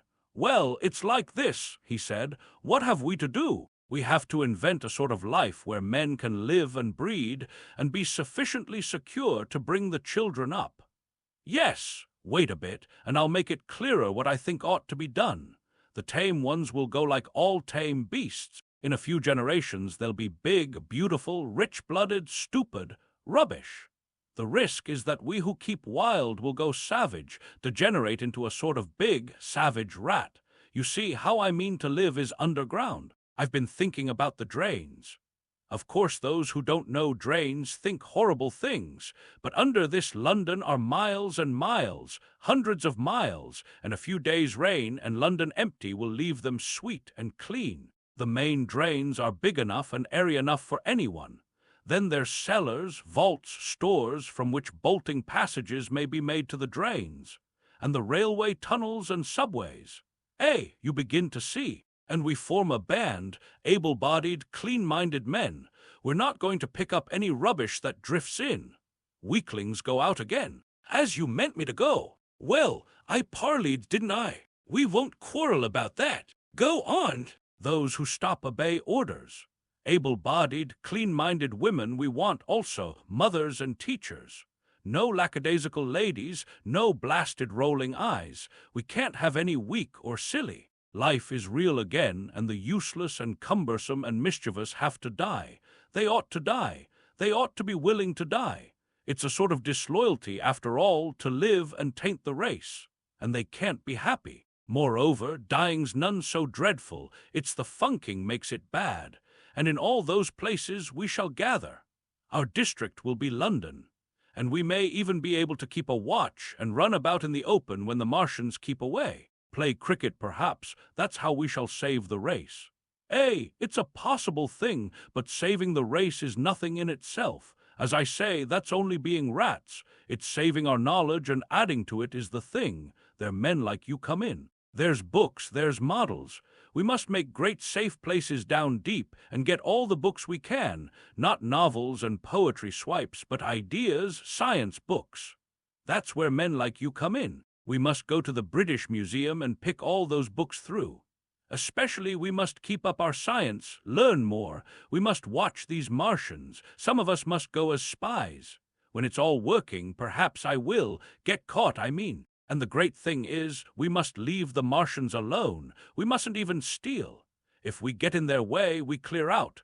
We must show them we mean no harm. Yes, I know. But they're intelligent things, and they won't hunt us down if they have all they want, and think we're just harmless vermin. The artilleryman paused, and laid a brown hand upon my arm. After all, it may not be so much we may have to learn before.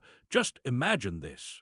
4 or 5 of their fighting machines suddenly starting off, heat rays right and left, and not a Martian in 'em. Not a Martian in 'em, but men who have learned the way how. It may be in my time, even those men. Fancy having one of them lovely things, with its heat tray wide and free. Fancy having it in control. What would it matter if you smashed to smithereens at the end of the run after a bust like that? I reckon the Martians'll open their beautiful eyes. Can't you see them, man?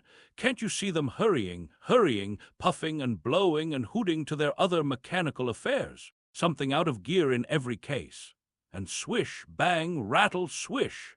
Just as they are fumbling over it, swish comes the heat tray, and behold, man has come back to his own. For a while, the imaginative daring of the artilleryman, and the tone of assurance and courage he assumed, completely dominated my mind. I believed unhesitatingly both in his forecast of human destiny and in the practicability of his astonishing scheme.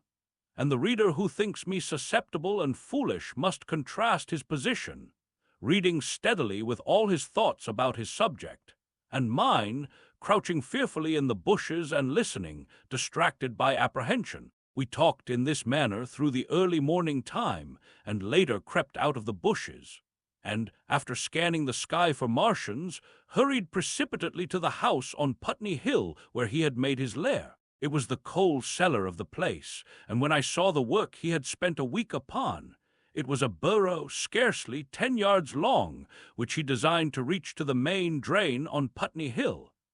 I had my first inkling of the gulf between his dreams and his powers. Such a hole I could have dug in a day, but I believed in him sufficiently to work with him all that morning until past midday at his digging. We had a garden barrow, and shot the earth we removed against the kitchen range. We refreshed ourselves with a tin of mock turtle soup and wine from the neighboring pantry.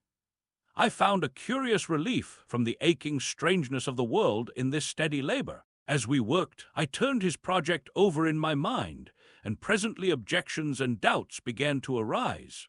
But I worked there all the morning, so glad was I to find myself with a purpose again. After working an hour, I began to speculate on the distance one had to go before the cloaca was reached, the chances we had of missing it altogether. My immediate trouble was why we should dig this long tunnel, when it was possible to get into the drain at once down one of the manholes and work back to the house. It seemed to me, too, that the house was inconveniently chosen and required a needless length of tunnel. And just as I was beginning to face these things, the artilleryman stopped digging and looked at me. "We're working well," he said. He put down his spade. "Let us knock off a bit," he said. "I think it's time we reconnoitred from the roof of the house." I was for going on, and after a little hesitation, he resumed his spade. And then suddenly I was struck by a thought. I stopped, and so did he at once. "Why were you walking about the common," I said, "instead of being here?" "Taking the air," he said. "I was coming back. It's safer by night." "But the work—" "Oh, one can't always work," he said, and in a flash I saw the man plain. He hesitated, holding his spade. "We ought to reconnoiter now," he said, "because if any come near they may hear the spades and drop upon us unawares." I was no longer disposed to object. We went together to the roof and stood on a ladder peeping out of the roof door.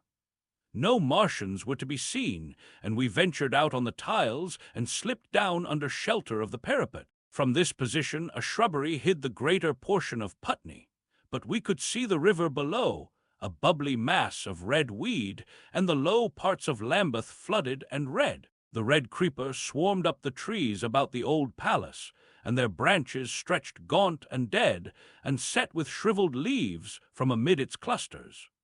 It was strange how entirely dependent both these things were upon flowing water for their propagation. About us neither had gained a footing. Laburnums, pink maize, snowballs, and trees of arborvitae rose out of laurels and hydrangeas, green and brilliant into the sunlight. Beyond Kensington dense smoke was rising, and that and a blue haze hid the northward hills. The artilleryman began to tell me of the sort of people who still remained in London. "One night last week," he said, "some fools got the electric light in order, and there was all Regent Street and the circus ablaze, crowded with painted and ragged drunkards, men and women, dancing and shouting till dawn. A man who was there told me. And as the day came, they became aware of a fighting machine standing near by the Langham and looking down at them. Heaven knows how long he had been there. It must have given some of them a nasty turn. He came down the road towards them, and picked up nearly 100 too drunk or frightened to run away. Grotesque gleam of a time, no history will ever fully describe. From that, in answer to my questions, he came round to his grandiose plans again. He grew enthusiastic. He talked so eloquently of the possibility of capturing a fighting machine that I more than half believed in him again. But now that I was beginning to understand something of his quality, I could divine the stress he laid on doing nothing precipitately. And I noted that now there was no question that he personally was to capture and fight the great machine. After a time we went down to the cellar. Neither of us seemed disposed to resume digging, and when he suggested a meal, I was nothing loath.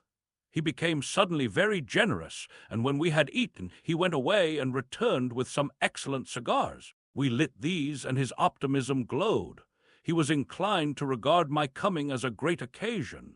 "There's some champagne in the cellar," he said. "We can dig better on this Thames-side Burgundy." Said I. "No," said he, "I am host today. Champagne, great God, we've a heavy enough task before us. Let us take a rest and gather strength while we may. Look at these blistered hands." And pursuant to this idea of a holiday, he insisted upon playing cards after we had eaten. He taught me euchre, and after dividing London between us, I taking the northern side and he the southern, we played for parish points. Grotesque and foolish as this will seem to the sober reader, it is absolutely true, and what is more remarkable, I found the card game and several others we played extremely interesting. Strange mind of man! That, with our species upon the edge of extermination or appalling degradation, with no clear prospect before us but the chance of a horrible death, we could sit following the chance of this painted pasteboard, and playing the joker with vivid delight. Afterwards he taught me poker, and I beat him at 3 tough chess games. When dark came, we decided to take the risk and lit a lamp. After an interminable string of games, we supped, and the artilleryman finished the champagne. We went on smoking the cigars. He was no longer the energetic regenerator of his species I had encountered in the morning. He was still optimistic, but it was a less kinetic, a more thoughtful optimism. I remember he wound up with my health, proposed in a speech of small variety and considerable intermittence. I took a cigar and went upstairs to look at the lights of which he had spoken that blazed so greenly along the Highgate hills. At first I stared unintelligently across the London valley. The northern hills were shrouded in darkness. The fires near Kensington glowed redly, and now and then an orange-red tongue of flame flashed up and vanished in the deep blue night. All the rest of London was black. Then, nearer, I perceived a strange light, a pale, violet-purple fluorescent glow quivering under the night breeze. For a space I could not understand it, and then I knew that it must be the red weed from which this faint irradiation proceeded. With that realization, my dormant sense of wonder, my sense of the proportion of things, awoke again. I glanced from that to Mars, red and clear, glowing high in the west, and then gazed long and earnestly at the darkness of Hampstead and Highgate. I remained a very long time upon the roof, wondering at the grotesque changes of the day. I recalled my mental states from the midnight prayer to the foolish card-playing. I had a violent revulsion of feeling. I remember I flung away the cigar with a certain wasteful symbolism. My folly came to me with glaring exaggeration. I seemed a traitor to my wife and to my kind. I was filled with remorse. I resolved to leave this strange, undisciplined dreamer of great things to his drink and gluttony, and to go on into London. There, it seemed to me, I had the best chance of learning what the Martians and my fellow-men were doing. I was still upon the roof when the late moon rose. Dead London! After I had parted from the artilleryman, I went down the hill and by the High Street across the bridge to Fulham. The red weed was tumultuous at that time, and nearly choked the bridge roadway. But its fronds were already whitened in patches by the spreading disease that presently removed it so swiftly. At the corner of the lane that runs to Putney Bridge Station, I found a man lying. He was as black as a sweep with the black dust, alive, but helplessly and speechlessly drunk. I could get nothing from him but curses and furious lunges at my head. I think I should have stayed by him but for the brutal expression of his face. There was black dust along the roadway from the bridge onwards, and it grew thicker in Fulham. The streets were horribly quiet. I got food, sour, hard, and mouldy, but quite eatable, in a baker's shop here. Some way towards Walham Green the streets became clear of powder, and I passed a white terrace of houses on fire. The noise of the burning was an absolute relief. Going on towards Brompton, the streets were quiet again. Here I came once more upon the black powder in the streets and upon dead bodies. I saw altogether about a dozen in the length of the Fulham road. They had been dead many days, so that I hurried quickly past them. The black powder covered them over and softened their outlines. One or two had been disturbed by dogs. Where there was no black powder, it was curiously like a Sunday in the city, with the closed shops, the houses locked up and the blinds drawn, the desertion and the stillness. In some places plunderers had been at work, but rarely at other than the provision and wine shops. A jeweler's window had been broken open in one place, but apparently the thief had been disturbed, and a number of gold chains and a watch lay scattered on the pavement. I did not trouble to touch them. Farther on was a tattered woman in a heap on a doorstep. The hand that hung over her knee was gashed and bled down her rusty brown dress, and a smashed magnum of champagne formed a pool across the pavement. She seemed asleep, but she was dead. The farther I penetrated into London, the profounder grew the stillness. But it was not so much the stillness of death, it was the stillness of suspense, of expectation. At any time the destruction that had already singed the northwestern borders of the metropolis, and had annihilated Ealing and Kilburn, might strike among these houses and leave them smoking ruins. It was a city condemned and derelict. In South Kensington the streets were clear of dead and of black powder. It was near South Kensington that I first heard the howling. It crept almost imperceptibly upon my senses. It was a sobbing alternation of two notes, ulla, ulla, ulla, ulla, keeping on perpetually. When I passed streets that ran northward, it grew in volume, and houses and buildings seemed to deaden and cut it off again. It came in a full tide down Exhibition Road. I stopped, staring towards Kensington Gardens, wondering at this strange, remote wailing. It was as if that mighty desert of houses had found a voice for its fear and solitude. Ulla, ulla, ulla, ulla, wailed that superhuman note, great waves of sound sweeping down the broad, sunlit roadway between the tall buildings on each side. I turned northwards, marveling, towards the iron gates of Hyde Park. I had half a mind to break into the Natural History Museum and find my way up to the summits of the towers in order to see across the park. But I decided to keep to the ground, where quick hiding was possible, and so went on up the Exhibition Road. All the large mansions on each side of the road were empty and still, and my footsteps echoed against the sides of the houses. At the top, near the park gate, I came upon a strange sight, a bus overturned and the skeleton of a horse picked clean. I puzzled over this for a time, and then went on to the bridge over the Serpentine. The voice grew stronger and stronger, though I could see nothing above the housetops on the north side of the park, save a haze of smoke to the northwest. Ulla, ulla, ulla, ulla, cried the voice, coming, as it seemed to me, from the district about Regent's Park. The desolating cry worked upon my mind. The mood that had sustained me passed. The wailing took possession of me. I found I was intensely weary, footsore, and now again hungry and thirsty. It was already past noon. Why was I wandering alone in this city of the dead? Why was I alone when all London was lying in state and in its black shroud? I felt intolerably lonely. My mind ran on old friends that I had forgotten for years. I thought of the poisons in the chemist's shops, of the liquors the wine merchants stored. I recalled the two sodden creatures of despair, who, so far as I knew, shared the city with myself. I came into Oxford Street by the Marble Arch, and here again were black powder and several bodies, and an evil, ominous smell from the gratings of the cellars of some of the houses. I grew very thirsty after the heat of my long walk. With infinite trouble, I managed to break into a public house and get food and drink. I was weary after eating, and went into the parlor behind the bar and slept on a black horsehair sofa I found there. I awoke to find that dismal howling still in my ears. Ulla, ulla, ulla, ulla. It was now dusk, and after I had rooted out some biscuits and a cheese in the bar, there was a meat safe, but it contained nothing but maggots. I wandered on through the silent residential squares to Baker Street. Portman Square is the only one I can name, and so came out at last upon Regent's Park.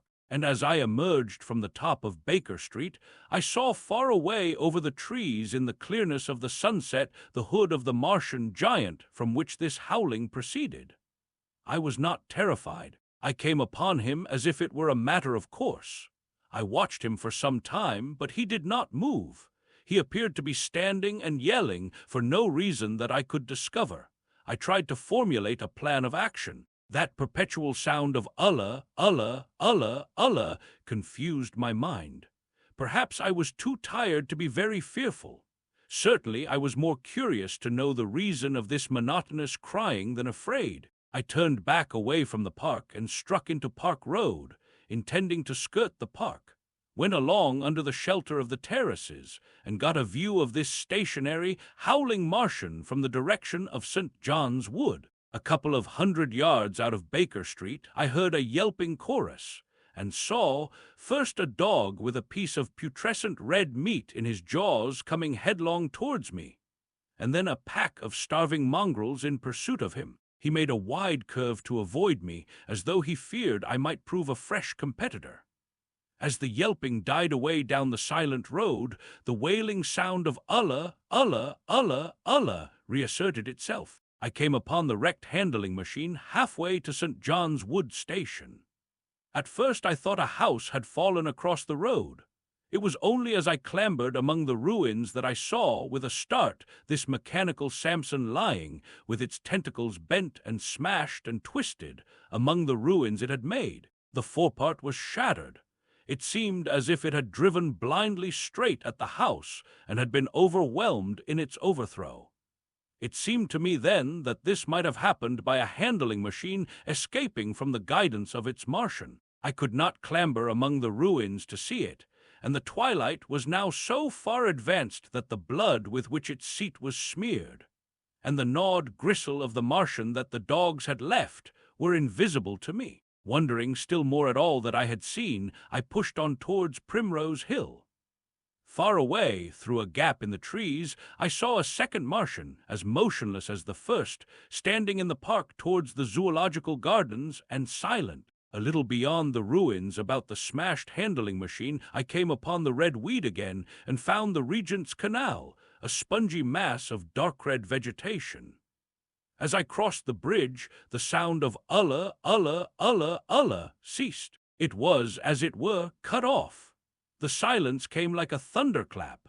The dusky houses about me stood faint and tall and dim. The trees towards the park were growing black. All about me the red weed clambered among the ruins, writhing to get above me in the dimness. Night, the mother of fear and mystery, was coming upon me. But while that voice sounded the solitude, the desolation had been endurable. By virtue of it, London had still seemed alive, and the sense of life about me had upheld me. Then suddenly a change, the passing of something, I knew not what, and then a stillness that could be felt.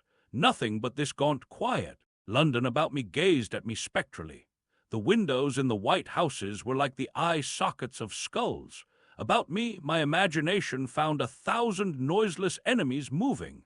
Terror seized me, a horror of my temerity. In front of me, the road became pitchy black as though it was tarred, and I saw a contorted shape lying across the pathway. I could not bring myself to go on. I turned down St. John's Wood Road and ran headlong from this unendurable stillness towards Kilburn. I hid from the night and the silence until long after midnight in a cabman's shelter in Harrow Road. But before the dawn my courage returned, and while the stars were still in the sky, I turned once more towards Regent's Park. I missed my way among the streets, and presently saw down a long avenue, in the half-light of the early dawn, the curve of Primrose Hill. On the summit, towering up to the fading stars, was a third Martian, erect and motionless like the others. An insane resolve possessed me. I would die and end it, and I would save myself even the trouble of killing myself. I marched on recklessly towards this Titan, and then, as I drew nearer and the light grew, I saw that a multitude of black birds was circling and clustering about the hood. At that my heart gave a bound, and I began running along the road. I hurried through the red weed that choked St. Edmund's Terrace.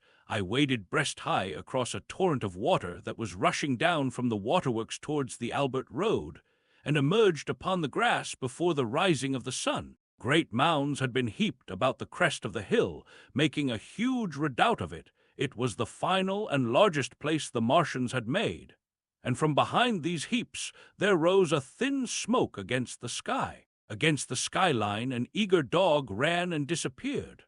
The thought that had flashed into my mind grew real, grew credible. I felt no fear, only a wild, trembling exultation as I ran up the hill towards the motionless monster. Out of the hood hung lank shreds of brown, at which the hungry birds pecked and tore. In another moment I had scrambled up the earthen rampart and stood upon its crest, and the interior of the redoubt was below me. A mighty space it was, with gigantic machines here and there within it, huge mounds of material and strange shelter places. And scattered about it, some in their overturned war machines, some in the now rigid handling machines, and a dozen of them stark and silent and laid in a row, were the Martians, dead, slain by the putrefactive and disease bacteria against which their systems were unprepared, slain as the red weed was being slain, slain after all man's devices had failed by the humblest things that God, in his wisdom, has put upon this earth. For so it had come about, as indeed I and many men might have foreseen had not terror and disaster blinded our minds. These germs of disease have taken toll of humanity since the beginning of things, taken toll of our prehuman ancestors since life began here. But by virtue of this natural selection of our kind, we have developed resisting power. To no germs do we succumb without a struggle, and to many, those that cause putrefaction in dead matter, for instance, our living frames are altogether immune. But there are no bacteria in Mars, and directly these invaders arrived, directly they drank and fed, our microscopic allies began to work their overthrow. Already when I watched them, they were irrevocably doomed, dying and rotting even as they went to and fro. It was inevitable. By the toll of 1 billion deaths man has bought his birthright of the earth, and it is his against all comers. It would still be his were the Martians 10 times as mighty as they are. For neither do men live nor die in vain. Here and there they were scattered, nearly 50 altogether, in that great gulf they had made, overtaken by a death that must have seemed to them as incomprehensible as any death could be. To me also at that time this death was incomprehensible. All I knew was that these things that had been alive and so terrible to men were dead.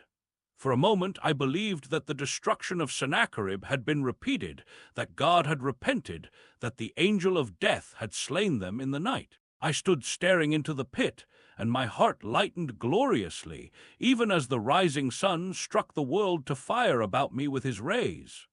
The pit was still in darkness. The mighty engines, so great and wonderful in their power and complexity, so unearthly in their tortuous forms, rose weird and vague and strange out of the shadows towards the light. A multitude of dogs, I could hear, fought over the bodies that lay darkly in the depth of the pit, far below me. Across the pit on its farther lip, flat and vast and strange, lay the great flying machine with which they had been experimenting upon our denser atmosphere when decay and death arrested them. Death had come not a day too soon. At the sound of a cawing overhead, I looked up at the huge fighting machine that would fight no more forever, at the tattered red shreds of flesh that dripped down upon the overturned seats on the summit of Primrose Hill. I turned and looked down the slope of the hill to where, enhallowed now in birds, stood those other 2 Martians that I had seen overnight, just as death had overtaken them.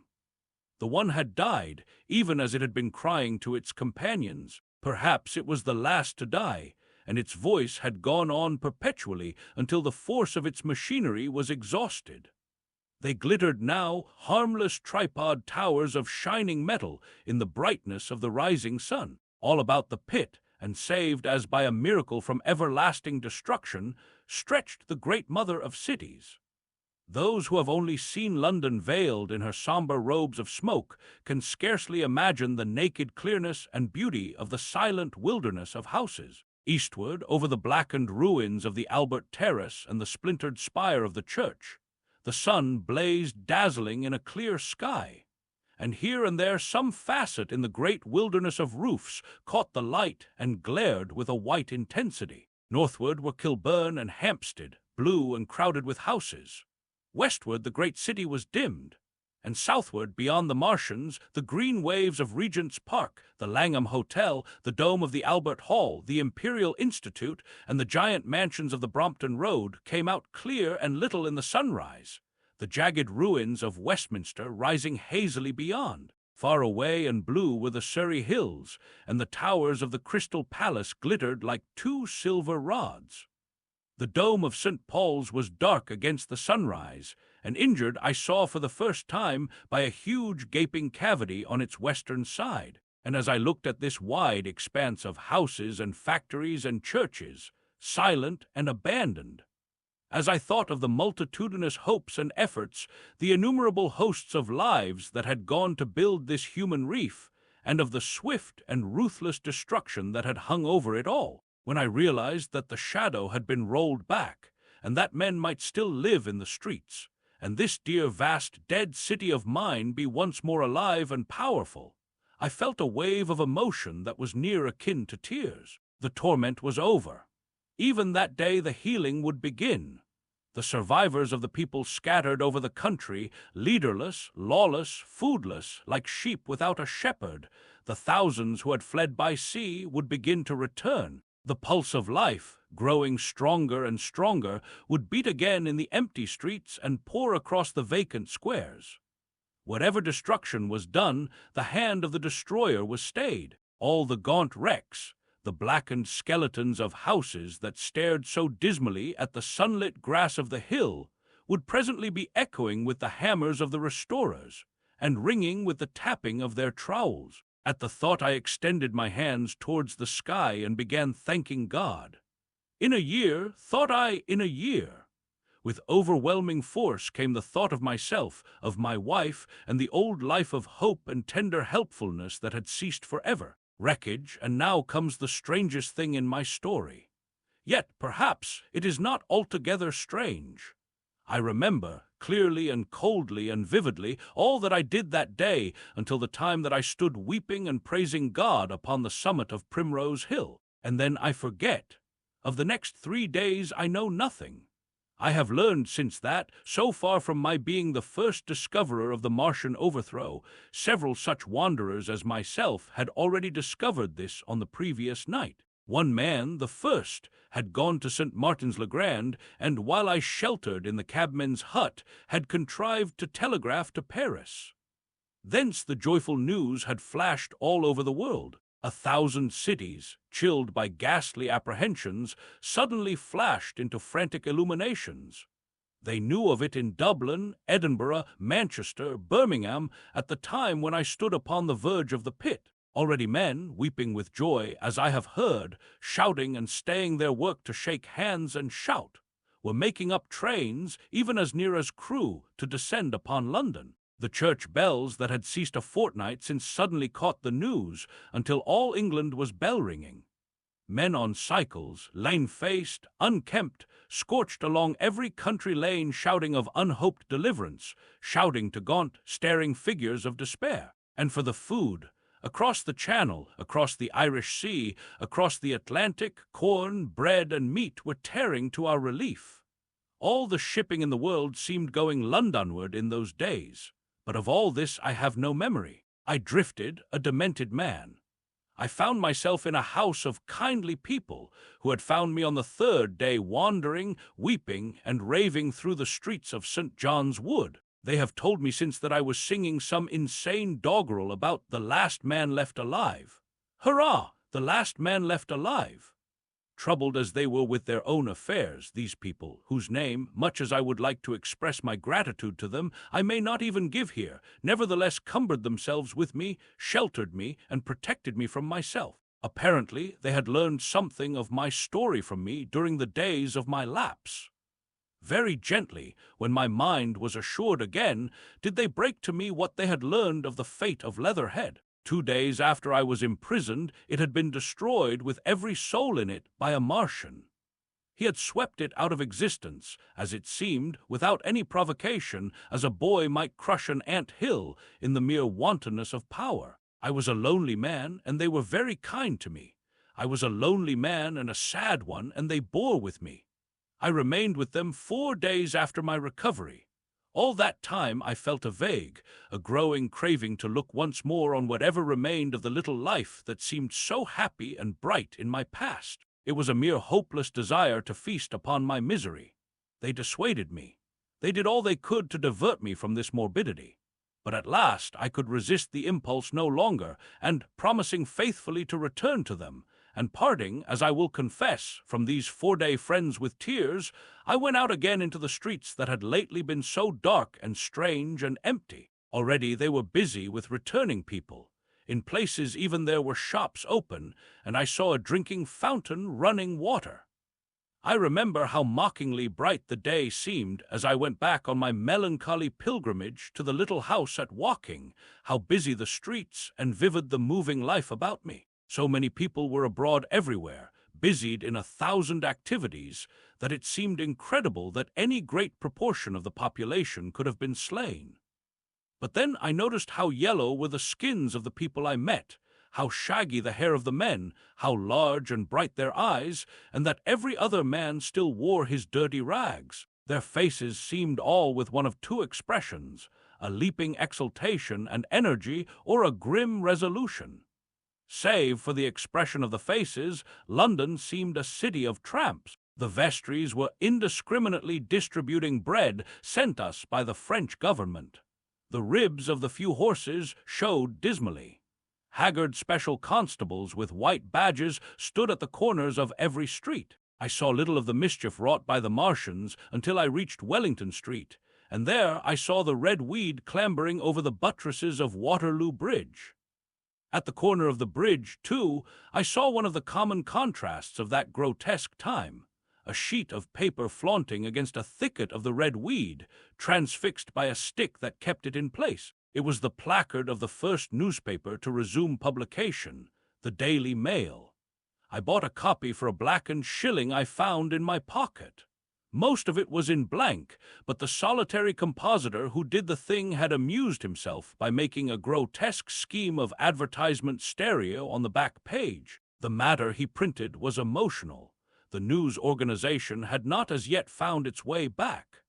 I learned nothing fresh except that already in 1 week the examination of the Martian mechanisms had yielded astonishing results. Among other things, the article assured me what I did not believe at the time, that the secret of flying was discovered.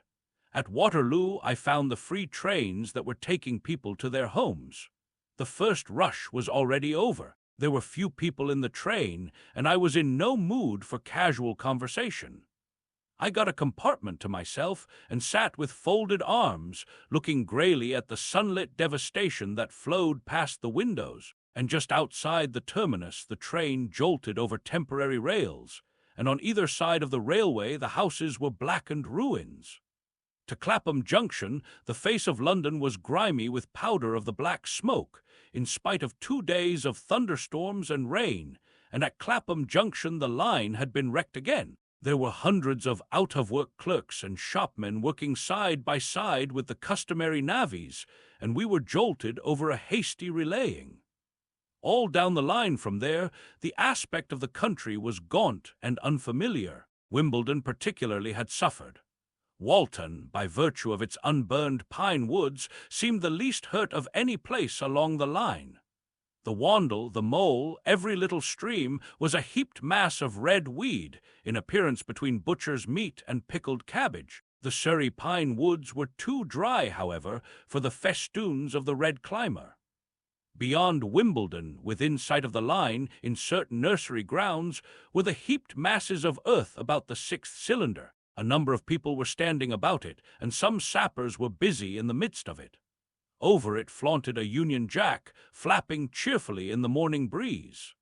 The nursery grounds were everywhere crimson with the weed, a wide expanse of livid color cut with purple shadows and very painful to the eye. One's gaze went with infinite relief from the scorched grays and sullen reds of the foreground to the blue-green softness of the eastward hills.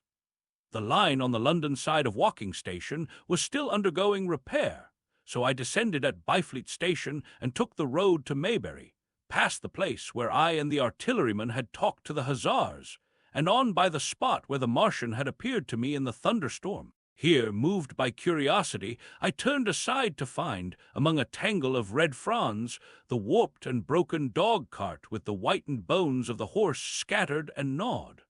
For a time I stood regarding these vestiges. Then I returned through the pine wood, neck-high with red weed here and there, to find the landlord of the Spotted Dog had already found burial, and so came home past the College Arms. A man standing at an open cottage door greeted me by name as I passed. I looked at my house with a quick flash of hope that faded immediately.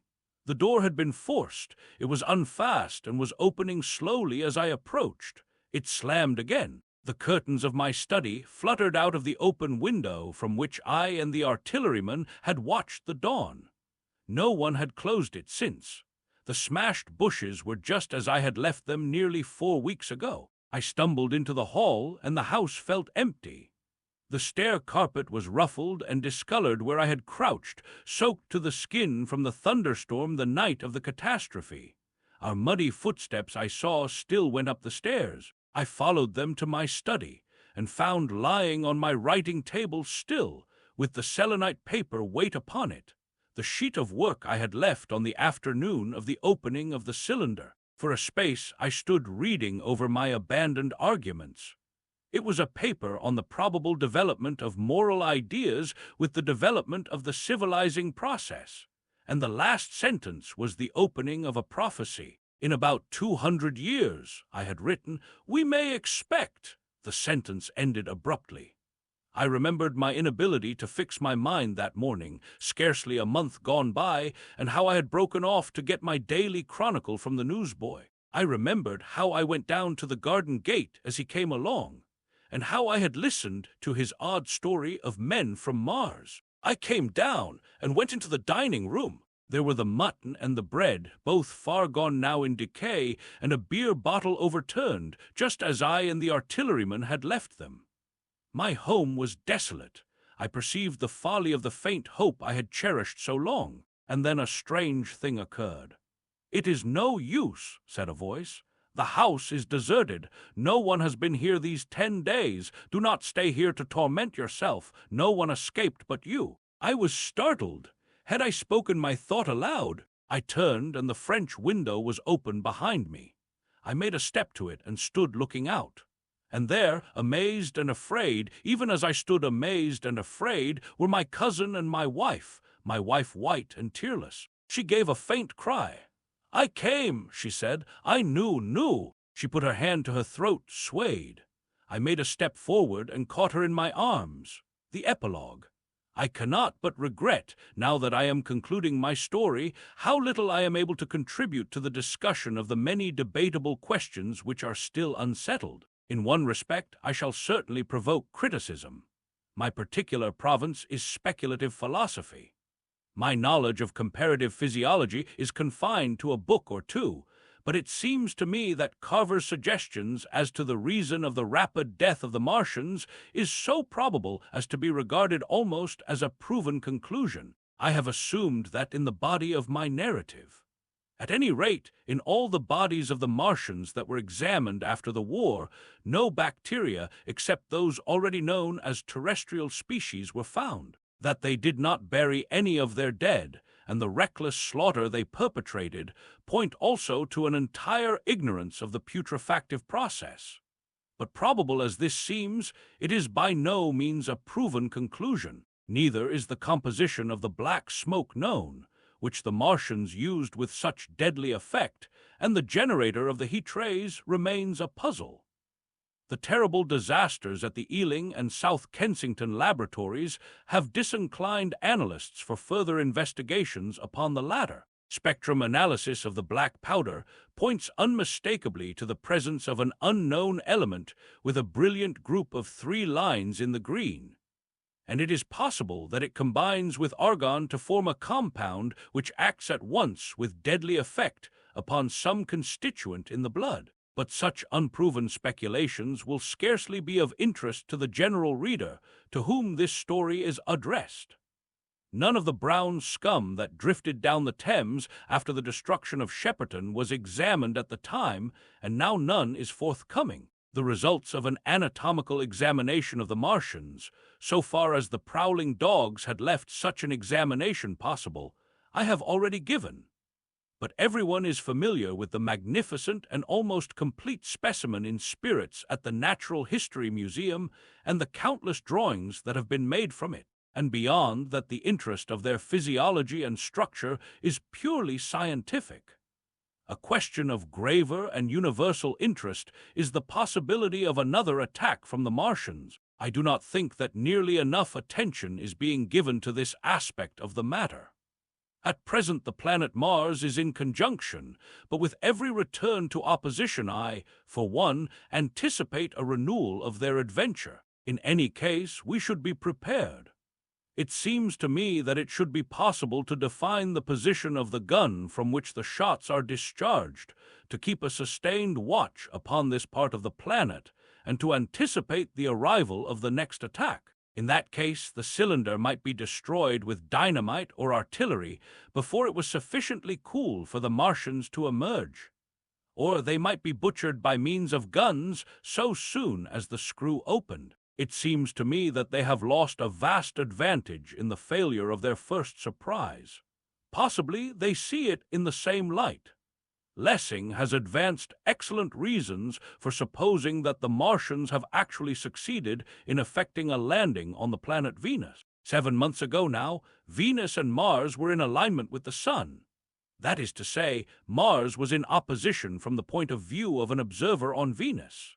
Subsequently, a peculiar luminous and sinuous marking appeared on the unilumined half of the inner planet, and almost simultaneously, a faint dark mark of a similar sinuous character was detected upon a photograph of the Martian disk. One needs to see the drawings of these appearances in order to appreciate fully their remarkable resemblance in character.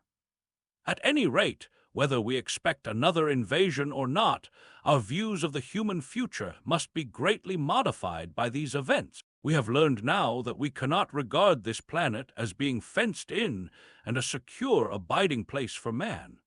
We can never anticipate the unseen good or evil that may come upon us suddenly out of space. It may be that in the larger design of the universe, this invasion from Mars is not without its ultimate benefit for men. It has robbed us of that serene confidence in the future which is the most fruitful source of decadence. The gifts to human science it has brought are enormous, and it has done much to promote the conception of the commonweal of mankind. It may be that across the immensity of space, the Martians have watched the fate of these pioneers of theirs and learned their lesson, and that on the planet Venus they have found a securer settlement. Be that as it may, for many years yet there will certainly be no relaxation of the eager scrutiny of the Martian disk, and those fiery darts of the sky, the shooting stars, will bring with them as they fall an unavoidable apprehension to all the sons of men. The broadening of men's views that has resulted can scarcely be exaggerated. Before the cylinder fell, there was a general persuasion that through all the deep of space no life existed beyond the petty surface of our minute sphere. Now we see further. If the Martians can reach Venus, there is no reason to suppose that the thing is impossible for men, and when the slow cooling of the sun makes this earth uninhabitable, as at last it must do, it may be that the thread of life that has begun here will have streamed out and caught our sister planet within its toils. Dim and wonderful is the vision I have conjured up in my mind of life, spreading slowly from this little seed bed of the solar system throughout the inanimate vastness of sidereal space. But that is a remote dream. It may be, on the other hand, that the destruction of the Martians is only a reprieve. To them, and not to us perhaps, is the future ordained. I must confess the stress and danger of the time have left an abiding sense of doubt and insecurity in my mind. I sit in my study writing by lamplight, and suddenly I see again the healing valley below set with writhing flames, and feel the house behind and about me empty and desolate. I go out into the Byfleet Road, and vehicles pass me, a butcher boy in a cart, a cabful of visitors, a workman on a bicycle, children going to school, and suddenly they become vague and unreal, and I hurry again with the artilleryman through the hot, brooding silence. Of a night I see the black powder darkening the silent streets, and the contorted bodies shrouded in that layer. They rise upon me tattered and dog-bitten. They gibber and grow fiercer, paler, uglier, mad distortions of humanity at last, and I wake, cold and wretched, in the darkness of the night. I go to London and see the busy multitudes in Fleet Street and the Strand, and it comes across my mind that they are but the ghosts of the past, haunting the streets that I have seen silent and wretched, going to and fro, phantasms in a dead city, the mockery of life in a galvanized body. And strange, too, it is to stand on Primrose Hill, as I did but a day before writing this last chapter, to see the great province of houses, dim and blue through the haze of the smoke and mist, vanishing at last into the vague lower sky, to see the people walking to and fro among the flower beds on the hill, to see the sightseers about the Martian machine that stands there still, to hear the tumult of playing children, and to recall the time when I saw it all bright and clear-cut, hard and silent, under the dawn of that last great day. And strangest of all is it to hold my wife's hand again, and to think that I have counted her, and that she has counted me among the dead.